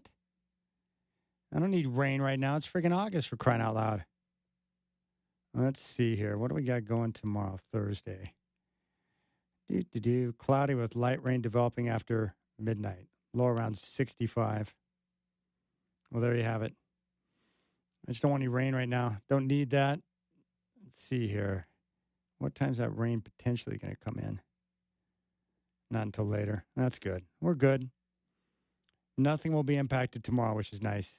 But Friday's not looking so good. Hey-o. Let's go out to Mitch. Mitch in New Jersey. Wanted to talk West Coast sports. Mitch, what's up, playa? How goes it? Good. It's going well. How about you? Fabulous. I'm enjoying my summertime, my friend. It's fine. Well, your winter's 2 inches of snow. That's a heavy snowstorm. Yeah. Hey, what's going on with the Dodgers? What the Dodgers? They stink to high heaven right now. They should have gotten Josh Naylor instead of your Seattle Mariners up there. Man, the Mariners look great. The Dodgers, their bullpen stinks. They can't get good starting pitching. They're now tied in the division, and they should have had the best record in baseball. It's embarrassing. Actually, they're half a game out now. San Diego won their afternoon game. Oh, that's right. Giants are flying. Great. Yeah. I usually lead over USC, but I'm over the Ducks. The Big Ten is gonna be so good this year. You can thank the Pac-12 for splitting up, and the Big 12 won't be so bad either. But the Ducks, isn't that Keith Smith Jr.? And I hope he has a better career than his father. Is he on the team too? I figured it's a freshman, right? Yeah. Or a sophomore. Yeah. Because I don't. They hardly mention the guy, and I see the Ducks, and Georgia and Alabama. They're signing 4 or 5-star quarterbacks every year. Mm-hmm. I mean, I know competition is good, but human nature, you want to play, you want to start. You make it as easy as possible. Wow. So I'm seeing Ducks getting these core. They almost got. I can't remember his name. He's signed with Georgia, 26 guy. It came down to Georgia and the Ducks, Oregon Ducks. His name escapes me, but Georgia's got him for. He'll be starting next year. He's a freshman. The name escapes me. Well, what's exactly they're coming out? Yeah. What interests me, what's interesting to me this year is that, of the top 8 teams that are expected to have a chance to win the championship this year, 6 of the 8 have new quarterbacks, including Texas. Alabama's got a new quarterback. Oregon's got a new quarterback. Ohio State's got a new quarterback. Just go down the line. The only 2 teams that are in contention for a potential title right now that have returning QBs are Clemson and Penn State. Clemson is going to have the top. Right. Penn State's got the best quarterback in the Big Ten, and you got to like the Clemson quarterback. But 2 quarterbacks that I mentioned. Fernando Mendoza. He's going to be a top 15, top 10 pick. I thought Cal, I wish he had stayed, but he went to Indiana. I guess it's probably more money. Yeah, I would imagine if a player moves in today's college football world, it's usually because they're getting more cash. Definitely. And another one. Why do they have Texas and no one team? Why are they underdogs to Ohio State? I guess it must be the defense of Ohio State. Well, plus it's on the road too. If he leaves. It's in Columbus, so I thought it was a neutral site. I don't think so. I think it's in Columbus, isn't it? Oh, well, I hope so. I hate these neutral sites. It takes away chance for the home, for the fans to see their teams. You're not a fan of the it's in Columbus. Yes, that's why they're underdogs. But I still I think they're making a mistake. What do you think about Arch Manning? You excited to see Arch? I'm very excited to see him. I was hoping he might decide to transfer to but Q went his way to NFL, and he looks pretty bad. He thought about USC, but he stayed here. Kind of like a second. I figured he'd be perfect for the Giants. My boy Jackson Dart. Oh, he looked good. He looked good in his opener. You could tell that Brian Daboll was very happy with his performance, throwing a couple of touchdowns and making good decisions. He was happy. Definitely, that was a good move. They signed 2 quarterbacks and got another quarterback in the first round. And there's one more thing I wanted to say, and it slips my mind. Oh, DJ Ungolele, he better change positions. Maybe take some lessons from his brother, because he's not going to beat Trey Lance for that third quarterback job in not San Diego, but L.A. with the Chargers. He really looks lost. He got worse. It's not like Warren. Warren gets better, but no, he got worse with time. Yeah, it's I true. mean, you did get drafted by the Dodgers, though. He might be pitching for the Dodgers someday. He might be a baseball player. I think the guy you were talking about with the Saints was a guy that used to be at Oregon, Tyler Shuck. He's going to be a starting quarterback. He might Another be. one, right? Yeah. You got the height. Louisville. You know who's a loser now, and I let you go? Miller Morse. He lost his job to Mayava. He's going to be pretty good with Chargers. But Chargers. The USC, their freshman quarterback is good. He's good. Oh, I think so. Long Street. Yeah, Yeah. the problem is they're not good in the trenches, Mitch. That's the issue. I love Mitch. Thank you, Mitch. Yeah, Tyler Shuck looked good in his performance. Boy, the Colts, they have really a truly miserable quarterback situation. I'd say the Saints are going to be garbage, too. I'm glad I'm not a Saints fan or a Colts fan. Garbage. I mean, both, they're just going to stink to high heaven. All right, big thanks to Mitch, Tyson Alger. We'll come back. You got the Rip City Drive with Chad doing on your home of the Blazers, 620 Rip City Radio.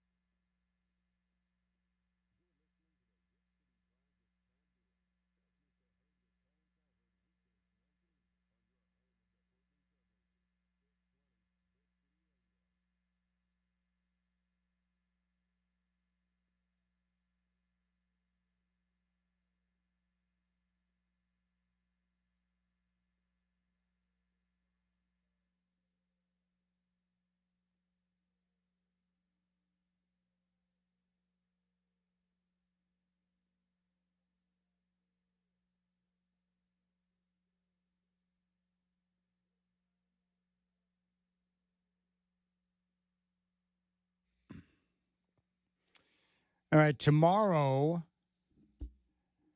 Sean Hiken will join me, and we'll do a deep dive, a little breakdown on the Blazers' schedule as it's going to drop, and we'll take a look at what's in store as we start to piece together a brand new basketball season. So that is going to be nice, and I appreciate you listening. And you can always listen live and podcast the show via our free iHeartRadio app. Don't forget about YouTube, youtube.com. Pull up our homepage, Rip City Radio 620. You can like and subscribe to our page. You can watch any of our local shows. We stream everything in the studio, which is nice. And you can participate via YouTube. That is that. Telephone number here, 503-248-0620. We're also getting close to another full weekend of NFL preseason action as football season comes near. And I'm, really what I'm focused on right now is just these young quarterbacks that are getting a chance to play. Mitch mentioned Jackson Dart. He played really well in his first action. I thought Shedeur Sanders against Carolina was terrific. 138 yards, a couple of scores for him, and looked comfortable out there operating the offense. Jackson Dart, 12 of 19, 154 yards and a score. And then, some guys that, you need to see more from. J.J. McCarthy didn't do much for the Vikings in his debut, but he'll continue to get an opportunity to play. And then, we'll sit back and see how the other guys continue to come along. But I love watching it. Love watching the young guys. It's awesome. 2 games on Friday. Titans at the Falcons at 4, followed by the Chiefs at the Seahawks. So that's going to be nice. Both games are going to be on NFL Network. Chiefs and Seahawks at 7 o'clock from Lumen Field up in Seattle. Saturday, multiple games. Dolphins at Lions. The Lions were a mess in their first preseason game. Disorganized in the Hall of Fame game. That's what happens when you lose both coordinators. I think the Lions are going to take a step back this year. The Dolphins are trying to emphasize toughness and commitment and work, kind of a soft team, or at least that's the way they've been labeled. The Packers and Colts. The Colts are an absolute mess. Anthony Richardson's already hurt. Daniel Jones is garbage. Like, if you're a Colts fan, you might as well just stop being a fan right now. No need to watch. No need to pay attention. Just wait until the end of the year and see if you get the number 1 pick in the upcoming draft. I just don't understand it. Like, Chris Ballard, their general manager, he's a pretty smart guy, and he's done a good job of drafting and bringing in talent, except at the quarterback position. How do you open up a year with Anthony Richardson and Daniel Jones as your quarterbacks and think that somehow that's a viable option? Now, if you came out and told me, hey, we want to suck because we want the number 1 draft pick in the following year's draft, then I can understand that. But having Anthony Richardson, who can't stay healthy and isn't good at quarterback, and then just bringing a guy who's not good at quarterback in Daniel Jones, that's not a viable option. Man, the Colts that's a hideous football team. Horrible. I mean, Daniel Jones, just like we see in every other game he plays in, not accurate and just not very good. Patriots and Vikings. We'll see if J.J. McCarthy can start cooking some things, heating it up a little bit. Browns and Eagles. More Shedeur Sanders. And how's that going to go with their quarterback situation? Dylan Gabriel, not Shedeur healthy. Is hurt. Shedeur is hurt? Yeah, he got hurt at practice today. What? I've been so busy covering the Trailblazer stuff. Oh, oblique. He's got an oblique injury. Unlikely to play on Saturday. Great. The Browns are a mess, too. They got Joe Flacco, who's old, and will probably start the season. Dylan Gabriel got nicked up at practice. Now Shedeur's nicked up at practice. And they got Kenny Pickett, who's not good at quarterback. Oh, my gosh. The Browns. They were once a great franchise and team when I was younger, but they're a disaster. I mean, for the most part. A disaster. That's not good for Shedeur. The momentum coming off that game against Carolina, now he's not going to play. And he needs to play because, one of the issues for Shedeur and the reason why he was 4th on the depth chart, coming in from Colorado, the offense and what he ran at Colorado with the Buffs, it didn't really prepare him for the different types of things and looks that he's seeing in the NFL. But he goes out there and handles the pressure well in his first start last week against Carolina. And now he's not going to play. He needs reps. He needs reps. All right, Panthers and Texans. Yuck. 49ers and Raiders. Airing on 620, 1 p.m. from Compass Media Networks. 49ers and Raiders. Here on 620 Rip City Radio, 1 o'clock. And for the 49ers, I thought, their starters looked pretty good against Denver. Mac Jones made a couple of nice plays. Defense able to get pressure on Bo Nix. But the depth, their second, third string guys that came in didn't get the job done. So the 49ers, it's weird. Like, they don't have the depth. They've got an easy schedule. They might be up against it in the division with the Seahawks and Rams and Cardinals in there. And the Raiders, just looking forward to watching their operation this year. Going from, buffoonery leading their franchise to now having Pete Carroll, who knows what he's doing. Ravens and Cowboys. Chargers and Rams. Jets and Giants. I can't wait to see more Jackson Dart. Brian Daboll is just trying to find a way to start Jackson Dart when the year begins. Bucks and Steelers. And then the Cardinals will take on the Broncos. And I got to be honest with you, I'm a Bronco fan, but I thought they looked like garbage. Their starters, the offense and defense, with all the talk, the nonstop, lip service that Sean Payton's been given, not exactly sharp. But it's preseason, so we'll wait and see how they operate against Arizona. All right, big thanks to everyone who joined us today. Chris Burkhardt stopping by in studio, the Godfather Dwight James, Sean Hiken, and Tyson Alger. Big thanks to Michael Shacker. I appreciate your time. Hope you have a nice evening. We're back tomorrow at 3, and Sean Hiken will join me again to break down the schedule when it drops, and we'll talk about it then. So have a great night. We'll talk to you tomorrow. You got the Rip City Drive on your home of the Blazers, 620 Rip City Radio.